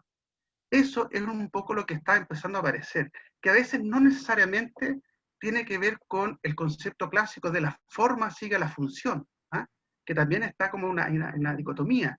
Tú ves muchos proyectos actuales donde la función está dentro, ¿cierto?, pero por fuera tiene otra función, o otra realidad, o responde a otras variables. Entonces, no sé si te contesto, pero en el fondo, ¿cuál es la expresión, como dices tú? ¿Cuál es el rol que tiene lo que es la piel, ¿no? Es un poco eso, es un poco filtrar, es un poco regular, ¿no? Y ya no depender de las cortinas o de algo que antiguamente, ¿cierto? O elementos, o solamente el doble muro, por ejemplo, que también funciona, está entre las normativas y todo eso, pero también cómo esta piel tiene otra dinámica, debe ser una piel más orgánica incluso, ¿ah?, que funcione no solamente para que no se meta el viento o no se meta el frío, sino que a lo mejor para generar espacios intermedios, etc. Gracias. Esa era justamente cuál es la dimensión simbólica que al final va a tomar después, una vez desplazado el rol estructural de portar carga. Y es más o menos exacto. Claro, y ahí se va encaminando hacia lo que es, como lo que comentaba el profesor Burgueño, ¿cierto? Lo que es como este lenguaje. Ahora, como decía un arquitecto, no me acuerdo quién decía, que no se inventa arquitectura todos los lunes, ¿no? Entonces, estos son procesos lentos, ¿no? De hecho, un profesor me dijo una vez, igual me impactó, ¿eh? Me dijo, mira, hay 3 periodos donde se hizo arquitectura, el resto no es arquitectura. Los griegos, la arquitectura gótica y la modernidad. El resto es pura copia. No sé si creerle o no, pero en el fondo, claro, todavía no hemos dado el salto a un nuevo lenguaje probablemente, el lenguaje de la forma, todo eso, dado las condiciones actuales que el mundo está teniendo. Gracias. Estupendo, genial el debate y la conversación y las reflexiones posteriores, Carlos, muchas gracias. Quisiera preguntarles ahora abiertamente a los profesores Andrés Cataldo, de cuarto año, Andrés Nornán, y a Selim Guerrero, de segundo, ¿cómo abordan en los talleres el tema medioambiental? Si nos pueden contar un poco cómo estamos haciendo esta bajada en el fondo en el proceso proyectual en los dos años, ¿no es cierto? Los dos niveles que son tan distintos. Andrés, ¿empiezas tú? Gracias, Irene. Sí, la profesora Rosa ahí me cambió el nombre, me puso Hernán Cataldo, pero no, es Andrés Cataldo. Andrés, disculpa. Yo quería, para responder la pregunta de Irene, quería decir dos cosas. Que van a estar en desacuerdo entre ellas, y la verdad es que a veces me pasa que no estoy de acuerdo conmigo mismo. Uno, que me parece fantástico este nivel de exposiciones que van desde lo profesional, que tocan algunos ámbitos académicos de la experimentación, como decía el profesor Bustamante, porque para nuestros estudiantes, uno es súper importante conocer también qué hacemos nosotros afuera, y en las futuras presentaciones, espero que Irene, Rosa, yo, los demás, podamos también exponer algunos ejemplos del ámbito profesional, para poder ver cómo vamos estirando la punta del triángulo, ¿verdad? Que decía Kandinsky, este triángulo donde la sociedad está abajo y la técnica está arriba. Pero por otro lado tenemos a la academia, y en esta academia donde tenemos casi la obligación ética de generar el conocimiento, yo me pregunto, bueno, ¿cómo confluyen estas dos? Porque uno es el desarrollo de la tecnología actual, ¿verdad? Y bueno, yo soy asesor CES, hago otros proyectos un poco como lo que mostraba el Esteban Montenegro, en donde vamos tratando de incorporar poco a poco, ¿verdad? Tratando de innovar y de incorporar diferentes estrategias, acciones, artefactos, tecnologías sostenibles, pero por otro lado en la academia es necesario revolucionarlo por completo, porque hace poquito escuchaba a la directora general de la Comisión Ramsar, Marta Rojas, que decía, ya no podemos seguir haciendo proyectos que reduzcan el impacto. O sea, así es así, no alcanzamos a llegar a tiempo para la regeneración de los ecosistemas. Tenemos que hacer proyectos, primero, impacto cero, y segundo, que contribuyan positivamente. O sea, el cambio de lógica es súper importante. Ya no más, bueno, menos huella de carbono, 20% menos, desde el 20-20-20. Es muy poco considerando el poco tiempo que queda en el cambio climático y en todas las crisis en las que estamos actualmente. Entonces, y dentro de eso mismo, por ejemplo, para responder un poco a Irene, en el curso de eficiencia energética ahora estamos analizando las certificaciones, estamos analizando CES y criticando CES, diciendo, oye, qué bueno que exista una buena certificación y qué bueno que los ministerios, que las distintas entidades públicas lo exijan porque es avanzar, ya no es el business as usual, ¿verdad? O la arquitectura as usual, sino la arquitectura que tiene una condicionante sostenible, pero al mismo tiempo estamos queriendo ser ambiciosos y decir, ¿qué más podría mejorar la CES? ¿Cuánto más podemos ir mejorando para que este edificio no solo mitigue su impacto, sino que también contribuya positivamente? O sea, ese cambio de mentalidad me parece que es súper interesante, y es aquí donde lo podemos hablar, en donde combinamos la academia con el ejercicio profesional. Porque en el ejercicio profesional es muy difícil todavía impactar de manera tan rotunda.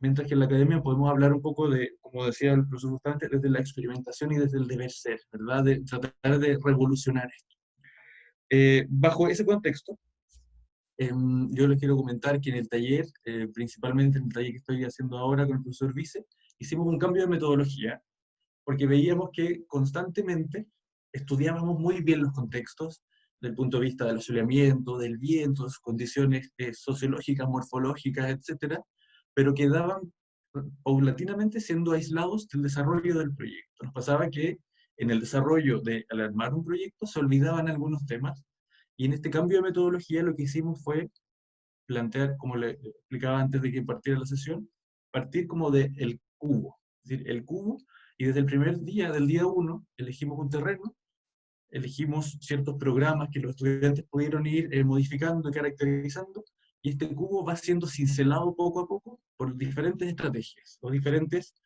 perspectivas para ver el proyecto. Entonces hemos cincelado un cubo a partir del Sol. Cómo un cubo o un espacio teórico en un recinto, en un lugar, en un espacio de la ciudad, puede modificarse respecto de lo que tiene que decir el Sol. Cómo cincelamos este mismo cubo a través del viento. Es la próxima unidad que vamos a ver, y por eso me interesa mucho que la profesor justamente sea aprendida por los estudiantes. Cómo cincelamos a través de la vegetación urbana. Cómo cincelamos a través del estudio físico-morfológico o del fenomenológico. Y hemos ido, a diferencia de lo tradicional, linealmente, estudio y luego proyecto, estudiando mientras proyectamos. Y esos estudios se vuelven significativos y se definen como objetivos en un manifiesto, mientras son cinceles y transforman el cubo. Y no tengo respuestas todavía, no tengo resultados, porque estamos en el proceso de esta innovación metodológica, pero hasta ahora les puedo decir que ha sido interesante y que han llegado proyectos que quizás no hubiesen llegado con la otra metodología. Así que, noticias en desarrollo, puedo comentarlo o mostrarle caso a medida que vaya avanzando también el semestre. Eso, para dejar a Celine. Estupendo, gracias Andrés. Celine, por favor. Hola, hola a todos y a todas. Felicitar a los expositores. Muy interesante las ponencias. Creo que son muy relevantes y que todos y todas debemos incorporar a los proyectos, no solo académicos, sino en nuestra vida profesional. A veces también nos olvidamos de algunos aspectos por dar prioridad a algunos requerimientos de clientes, etcétera, etcétera. Y creo que hay que ser firme y duro en la medida de que podamos negociar también algunos aspectos que son relevantes para un poco lo que decía también Andrés, que tiene que ver con el medio ambiente, que no solo es proyecto, sino que todo lo que envuelve y la crisis que se nos viene, que es tan fuerte. Y en ese sentido, cualquier pequeña aporte que podamos hacer va a ser relevante, como el granito de arena. Respecto a la pregunta, ¿cómo se incorpora lo medioambiental a taller? Creo que en nuestro caso hemos desarrollado una manera de enfrentarlo bastante básica, dado que son estudiantes de segundo nivel, pero aún así hay aspectos que tienen que ser considerados siempre. El tema de los elementos sí es fundamental, sobre todo en nuestra latitud, que el sol puede ser nefasto para cierta orientación, ¿no? y muy positivo para otros, ¿no? Cosa que en los espacios, más allá de la forma, deben tener una consideración clave, porque si no el espacio es invivible, ¿no? Y otro aspecto también que tiene que ver con algo que conversó, que dijo, digamos, y compartió Carlos, justamente acerca del viento, que es algo que sobre todo hoy en día, el tema de la ventilación es fundamental para el saneamiento interno de los espacios, no solo para renovación de oxígeno, sino también para la evacuación de agentes patógenos, ¿no? Entonces, son como dos aspectos fundamentales, sumados. En algunos años más normales hemos podido también incorporar lo que es el tema de la vegetación y cómo ella afecta el proyecto, ¿no? Son como tres aspectos fundamentales que hemos venido trayendo a colación al taller. No solo el problema de la forma, que hay que abordarlo, ¿no? Y tener dominio sobre ella, porque al dominarla vamos a tener también una consideración con estos tres aspectos que son fundamentales. Sobre todo teniendo conciencia de que hay tipos de vegetación. Ahí no hemos llegado tanto a ese detalle, pero el tipo de vegetación puede ser clave, no solo en términos académicos de enseñanza, sino que en la práctica real del día a día, inclusive al no ser arquitecto, sino al tener conciencia de ello y poder involucrar también a la sociedad en general, al cultivo y a la propagación de las especies que aquí en Santiago, por lo demás, nos salvarían de muchos problemas que estamos viviendo hoy en día. Así que agradecer, y podría entrar más en detalle, pero creo que hay que dar espacio más al resto. Así que gracias. Muchas gracias, Selim. Rosa, en honor al tiempo, si te parece bien, me gustaría leer las dos preguntas que hay para nuestros panelistas. Una de ellas es de Leandro Quilodrán. Dice, muy interesante su presentación, profesor Esteban Montenegro. Me gustaría saber cuáles son algunos de los requisitos que deben cumplir las oficinas que se adjudican los proyectos de los establecimientos educativos. Gracias.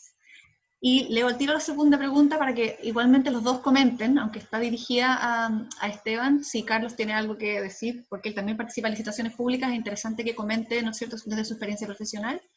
La segunda pregunta es del profesor Gerson McLean, y dice, buenas tardes, muy buenas las exposiciones, felicitaciones a los expositores y organizadores y organizadoras. Una pregunta, ¿de qué depende avanzar más en hacer arquitectura más eficiente y adaptada al clima en inversión pública, como escuelas, centros de salud, etcétera? ¿Del marco normativo, de los estímulos, de los costos, del conocimiento, de la voluntad política? Ahí están las dos preguntas para ustedes. Si quieres empiezas tú, Esteban, y después Carlos, por favor.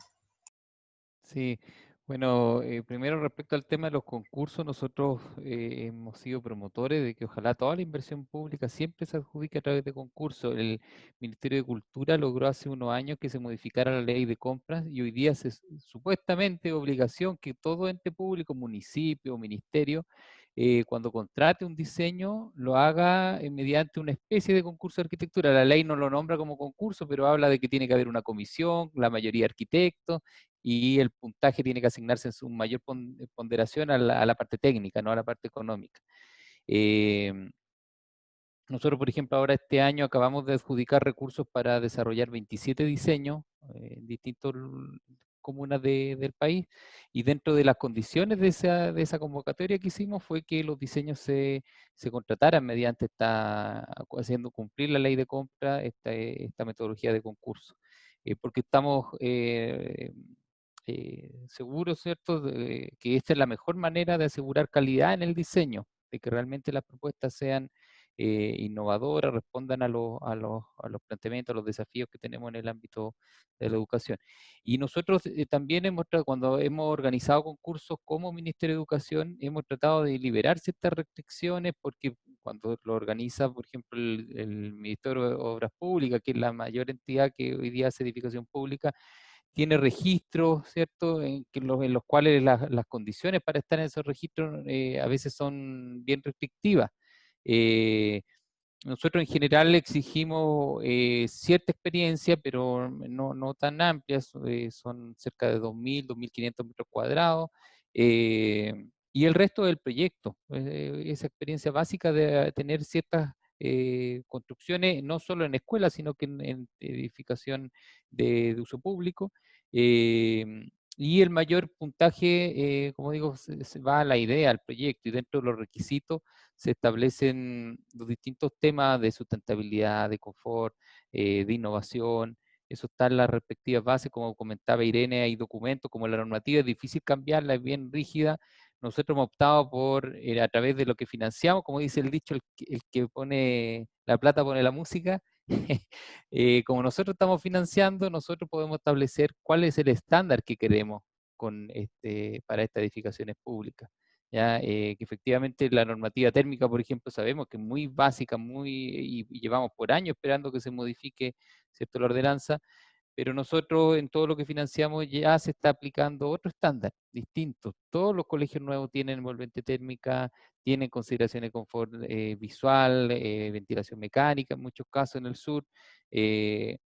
Por lo tanto, ahí, y respondiendo un poco a la segunda pregunta, yo creo que hoy día están dadas varias de las condiciones necesarias para poder avanzar en esto, que la edificación pública realmente tenga estos estándares de calidad. Y ayuda en el fondo que la formación de los nuevos arquitectos, esto esté en la base. Entonces ahí también es mérito del UTEM de que la línea de sustentabilidad tenga tanta fuerza desde los inicios, ¿cierto?, de los primeros años de la carrera. Eso no ocurre en todas las universidades en Chile. eh, Así que yo creo que ahí también es un gran aporte de que los profesionales que vayan surgiendo, que vayan ¿cierto?, al mercado laboral, tengan esta formación y puedan aportar a estos desafíos. En términos de los especialistas, yo creo que ahí también hay ciertos déficits, ¿ya? Porque obviamente estos proyectos son interdisciplinarios y yo creo que ahí también hay algo que avanzar, que esto ojalá sea más transversal y no solo en la formación de los arquitectos.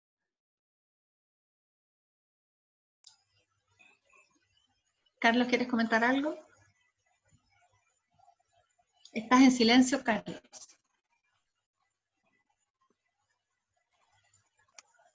Es que me gusta el silencio. Ah, no, mentira, mira. Lo que pasa es que yo quería responder a lo que comentó el profesor, a ver, ¿dónde está? Gerson, sobre más eficiencia y ser más adaptado al clima en las inversiones públicas. A ver, aquí hay algo que también es re interesante. Hay profesiones o hay carreras, por decirlo así, donde o inventos donde la alta tecnología es fundamental. Por ejemplo, siempre sale un celular nuevo, ¿cierto? Todos los años. Entonces, y tienen más tecnología, se adelgazan más, son más chiquititos, más grandes, no sé. Entonces, la alta tecnología está muy asociada a veces a los avances. Pero el arquitecto no pierde la potestad frente a la baja tecnología. De hecho, para países donde no hay tantos recursos, baja tecnología es igual a alta imaginación, ¿ya? Y en ese sentido, claro, yo creo que en nuestros países, donde a veces la inversión no es tan grande o hay que limitarse a ciertos recursos, hay que ser bien imaginativo de cómo resolver estos problemas. Y en ese sentido, el arquitecto, bueno, está para eso. O sea, no solamente para responder a temas técnicos, sino que también, bueno, arquitectura es arte y técnica. Entonces, de alguna manera, que incorpore esta parte como imaginativa de resolver estos problemas de manera, claro, que adecuada.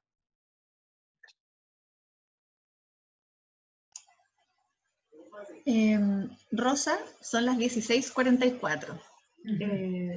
Tú dirás. No, sí, nos queda un espacio tenemos planificado terminar a las 5, así es que tenemos un espacio para algunas preguntas que están apareciendo en el chat del resto de los participantes, lo cual agradecemos muchísimo. Ya, estupendo. Seguimos entonces. Malca Donoso, estudiante nuestra, pregunta: respecto a la metodología AVA que se implementa en Hong Kong, ¿es replicable en Chile? Pensando en las estrategias que usan desde la escala urbana y arquitectónica para ventilar la ciudad. Oye, muy buena pregunta. La verdad es que yo la apliqué a metodología, pero inversa en Punta Arenas. O sea, no para ventilar la ciudad, sino para protegerse de la ciudad, ¿ya? O sea, yo invertí la metodología y funcionó. Una cosa interesante ahí es que esta metodología, como comentaba, lo que busca es efectivamente, a ver, bajar la tasa de mortalidad. En China, en el 2008, creo que lo comenté, ¿cierto? La tasa de mortalidad fue muy alta y finalmente los costos en salud, los costos en todo lo que genera para el gobierno, mantener, qué sé yo, sana a la gente, son mucho más altos que mejorar la ventilación de la ciudad. Entonces, actualmente China incorporó esto dentro de sus normativas. Entonces, así tú ves proyectos como, no sé, pues Renkulhas, que hace un edificio en China con un hoyo, y tú dices, ¡oh, qué creativo! No, no es creativo, es la normativa, ¿ya? Lo que pasa es que incorporan ese lear y no obstruir los vientos. Entonces, sí es posible la metodología, pero es una metodología que efectivamente es multisistémica, son como 7 etapas más o menos que hay que aplicar, tanto la metodología de simulación digital, aspectos de túneles de viento y medición de campo. La medición de campo es lo más costoso, igual que el túnel de viento, ¿no? Acá en China no tenemos túneles de viento para hacer un análisis sobre incluso una torre. Todos esos estudios de las torres que se hacen acá se mandan al extranjero, porque no tenemos un túnel de viento con esa capacidad de análisis. Y lo otro es el tema de la metodología de medición in situ. Eso implica una medición simultánea, ¿cierto?, en ciertos periodos del año para poder detectar efectivamente cuáles son las condiciones más sanas de un edificio. Allá en Hong Kong, si tú vas a construir un edificio de tantas alturas, te exigen un certificado, así como un certificado, no sé, X, un certificado eólico del viento. Porque si tú construyes un edificio, puede generar una obstrucción a lo que es la ventilación. Entonces, ojalá se incorporara cada vez más esta metodología de análisis, no solamente en la parte como de pedagogía, sino que en la parte normativa. Tú ya ves lo que está pasando, ¿cierto?, en toda la densidad urbana, en la estación central, toda la zona centro, y efectivamente los 5 o 4 primeros pisos, la gente vive en un mar de contaminación también, atmosférico. Y hacia arriba ya se empieza a deformar las alturas y hay más rugosidad, entonces se disipan los... Pero sí es posible. Una pregunta nueva de Eder Castillo, estudiante también, dice: con miras a una nueva constitución, ¿cuáles serían las herramientas o aspectos que podrían llegar a considerarse de acuerdo a la sustentabilidad y la eficiencia energética en nuestro país, considerando la gran necesidad de lineamientos para las distintas realidades climáticas que viven tanto niños en escuelas y ancianos en hospitales?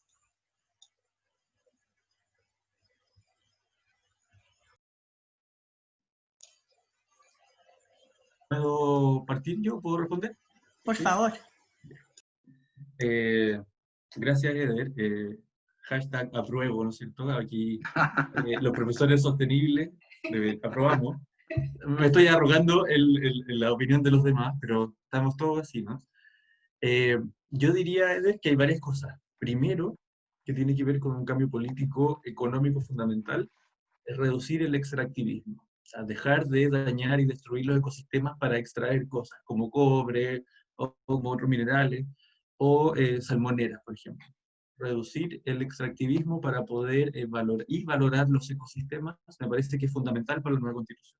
Porque es, de alguna manera, es proteger la tierra donde vivimos, proteger la casa donde vivimos, que es Chile. Sin eso, yo creo que no hay ningún acuerdo. Y ese acuerdo va a doler mucho, porque claro, quien está cortando los bosques nativos, quien está haciendo pesca industrial, claramente tiene ingresos que son magníficos, pero a costa de los ecosistemas. Yo creo que para mí ese sería uno de los primeros grandes acuerdos. ¿Qué más decía tu pregunta? Eran varios temas. Respecto a la eficiencia energética, bueno, Chile ya está trabajando, está cambiando su matriz energética, pero a lo mejor la matriz energética no debería ser renovable al 2050. Es como adelantar eso, ¿verdad? Hacer inversión pública respecto de mejorar esta matriz energética, de transformarla en una matriz de energías renovables no convencionales para reducir cualquier tipo de termoeléctricas o hidroeléctricas de gran escala que lo que están haciendo es impactar en el medio ambiente también. Desde la construcción pública, hablas tú aquí de los derechos ciudadanos. Bueno, el tema no soy un experto en derechos ciudadanos, creo que hay un abogado o alguien más de las áreas sociales puede trabajar, pero claro, el derecho a la educación de calidad implica el derecho a la infraestructura de calidad, y en eso Esteban ha estado trabajando arduamente, que es decir, bueno, una vivienda pública, por ejemplo, o un edificio público, no puede no tener condiciones no mínimas, dignas y aceptables de habitabilidad. Eso tiene que ver con acondicionamiento térmico, acústico, con terminaciones, y ojo que a mí me parece muy importante, con acceso a la belleza, con acceso a la dignidad a través de la belleza. Educar a las personas, no necesariamente en el mínimo, en vivir en el 230, por ejemplo, que muchos de nosotros vivimos así, pero en tener acceso a nuevas espacialidades, a nuevas formas de ver el mundo a través de la arquitectura y del urbanismo, creo que también es hacer una cancha más pareja. Y por último, para terminar, aprovechando lo que decía el profesor justamente, de dejar de tener una confianza ciega en la tecnología y en ese antropocentrismo de que vamos a solucionarlo todo, pensar en las soluciones basadas en la naturaleza. Pensar en que la naturaleza es una proveedora de muy buenos servicios. Si la protegemos y sabemos cómo incorporarla en la arquitectura y en el urbanismo, podemos tener un Chile que aprueba, un Chile sustentable, un Chile digno y equitativo. Eso.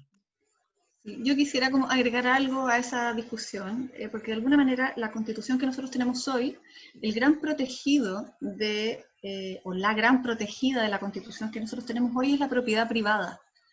Y yo creo que si nuestra nueva constitución logra, digamos, convertir al bien común en un sujeto de derecho, así como al medio ambiente en un sujeto de derecho, es probable que podamos tener como esa transición cultural que nos permita abrir caminos para lograr otras reducciones de brecha.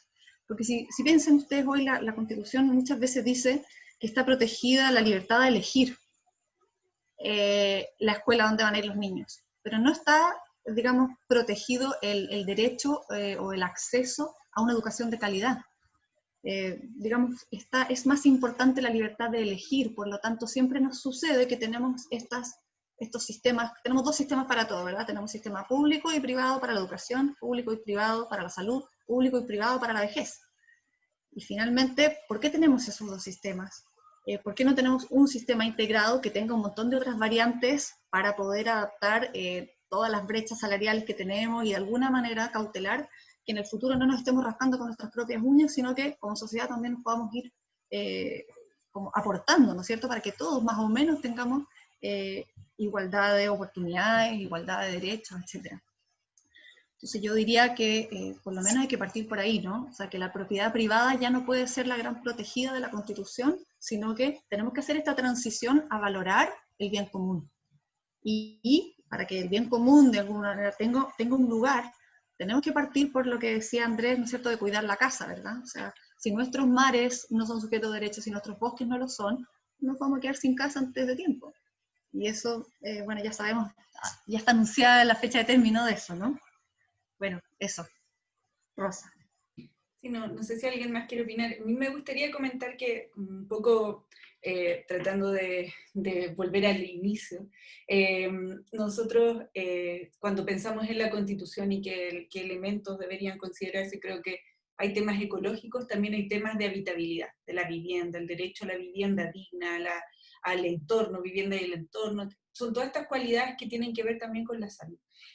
Sin embargo, creo que para nosotros poder situar el tema, posicionar el tema, como pone aquí el profesor Gerson McLean, elegir a los constituyentes idóneos, nosotros tenemos que aprender primero. Entonces, antes de cualquier escalada, vuelvo al por qué nosotros estamos haciendo esta actividad y de la importancia que tenemos de conectarnos con las realidades locales desde el punto de vista climático, ambiental. O sea, cada entorno tiene su propia realidad, su propia forma de entender cómo se comporta el viento, la radiación solar, cómo reacciona nuestro cuerpo frente a esa diversidad de entornos visuales, acústicos, de temperatura. Y resulta que no siempre los arquitectos no lo hemos ejercitado tanto.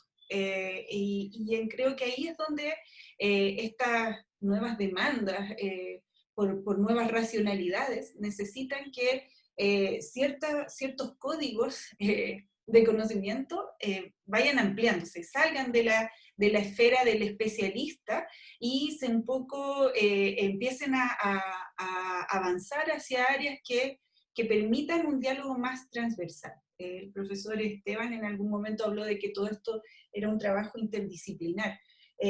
Pero yo soy una convencida de que yo no puedo hablar con un ingeniero si no entiendo qué preguntas tengo que hacerle. Por lo tanto, para los arquitectos entender también esos otros códigos. No puedo hablar con un biólogo, con un medioambientalista si realmente no entiendo qué es lo que tengo que preguntar. O sea, ¿dónde están las preguntas adecuadas que le tengo que hacer a esas otras disciplinas que conviven con un proyecto? Creo que eso podría complementar un poco. No sé si alguien quiere comentar algo más. ¿Puedo comentar algo? Sí, por favor. Primero que todo, saludar a los profes.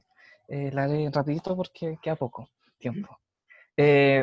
Básicamente mi duda, no sé si alguien puede contestarla en este lapso de tiempo, es cómo podemos aplicar todas estas estrategias energéticas en algo más masivo, como por ejemplo la vivienda social, sabiendo que tenemos un déficit de casi 400.000 viviendas y que sería un impacto mucho más, o que la mayoría de las viviendas, las ciudades se componen de viviendas, ya sea en altura o viviendas individuales, y el impacto sería mucho más. Sabemos que las masas mueven y generan cambios, más que estos pequeños proyectos individuales aislados para generar ciudades ya más conscientes y más sustentables. No sé si en ese sentido la constituyente o en conversaciones constituyentes podríamos considerar como el derecho a un espacio con eficiencia energética, quizás, o que todos tengamos derecho a un espacio que cumpla los estándares y que se masifique, porque yo creo que lo que más se construye son viviendas en las ciudades, más que ministerios o pequeños colegios. No sé, eso. Lo dejo ahí.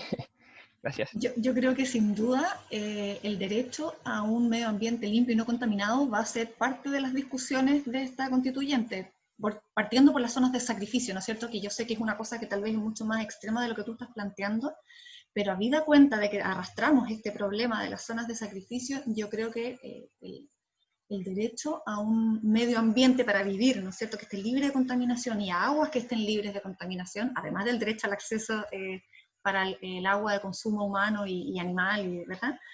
De todas maneras, eso va a ser como parte de las bases, ¿no es cierto?, porque en una constitución también tienes que pensar que se hablan como de las grandes ideas, y por lo que nos explicaban en una de las reuniones que tuvimos, en las charlas que tuvimos con abogados cuando inició el tema constituyente, nos explicaban que tampoco era bueno que las constituciones como que detallaran cada uno de los aspectos de la vida, porque si no se hacían muy impracticables.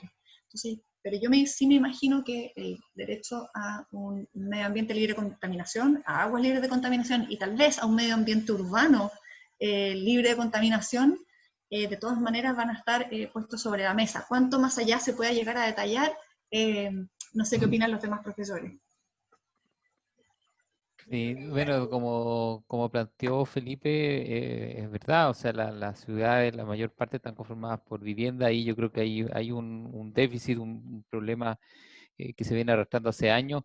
Hay una modificación de la ordenanza, de la norma térmica que está del año 2010 tramitándose y aún no sale, o sea, es vergonzoso por el lobby de la inmobiliaria, ha tardado 10 años en salir y se siguen construyendo torres de hormigón armado, todas iguales, sin ninguna consideración ambiental.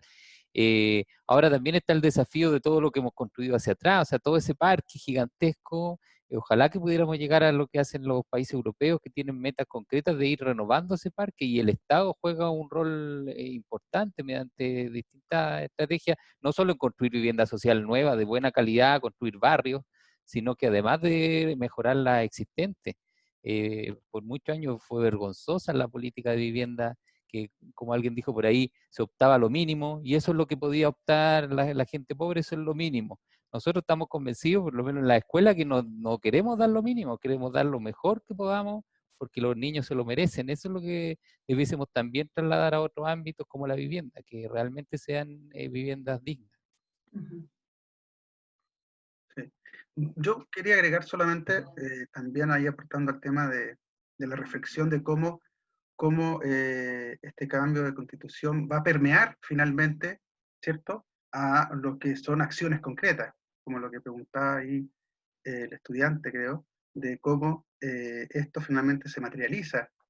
Yo creo ahí en ese sentido que, bueno, si bien es cierto, la ciudad tiene varias viviendas, la ciudad no es una sumatoria de vivienda tampoco, o sea, la ciudad es bien compleja. Entonces, todos los sistemas de movilidad, todos los conceptos que actualmente está pasando en la ciudad de 15 minutos, los temas de metabolismo urbano, que hablaba el profesor, ¿cierto? Son muchos los factores que en definitiva debieran incidir en una especie de mejoramiento, pero también está lo que dice Esteban, que hay una especie como de lentitud o una especie como de bloqueo que va a costar también sacarlo. No creo que va a ser fácil sacarlo. O sea, para que no ocurran más aberraciones como lo que pasó, no sé, pues en Bellavista, con esas torres, y la universidad, te fijáis que es un conjunto armónico, te fijáis, y en el fondo de armónico no tiene nada, pues es un impacto visual, un impacto de todo.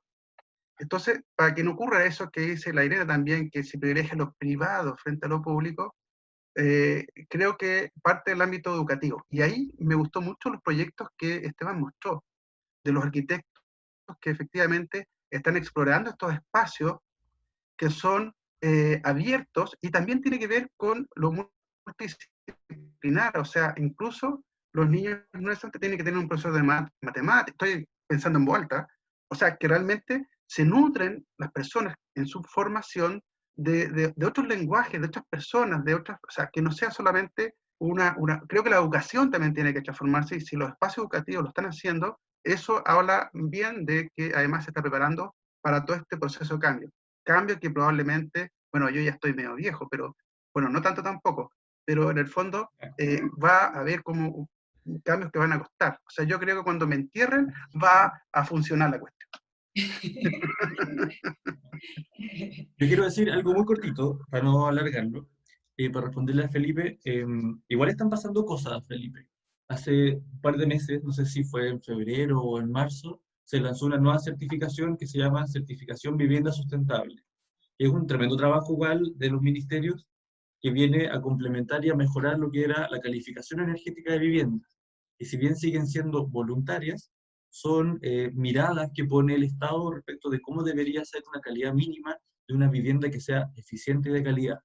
Ahora, hacerlos no voluntarios, o como decía Esteban, las licitaciones públicas, que uno de los condicionantes de las bases de licitación sea que sean certificados, me parece que es un poco también ir pensando en el futuro próximo, es decir, las viviendas que se construyan deberán estar certificadas bajo la nueva certificación que nos asegura cierto estándar de calidad y de eficiencia.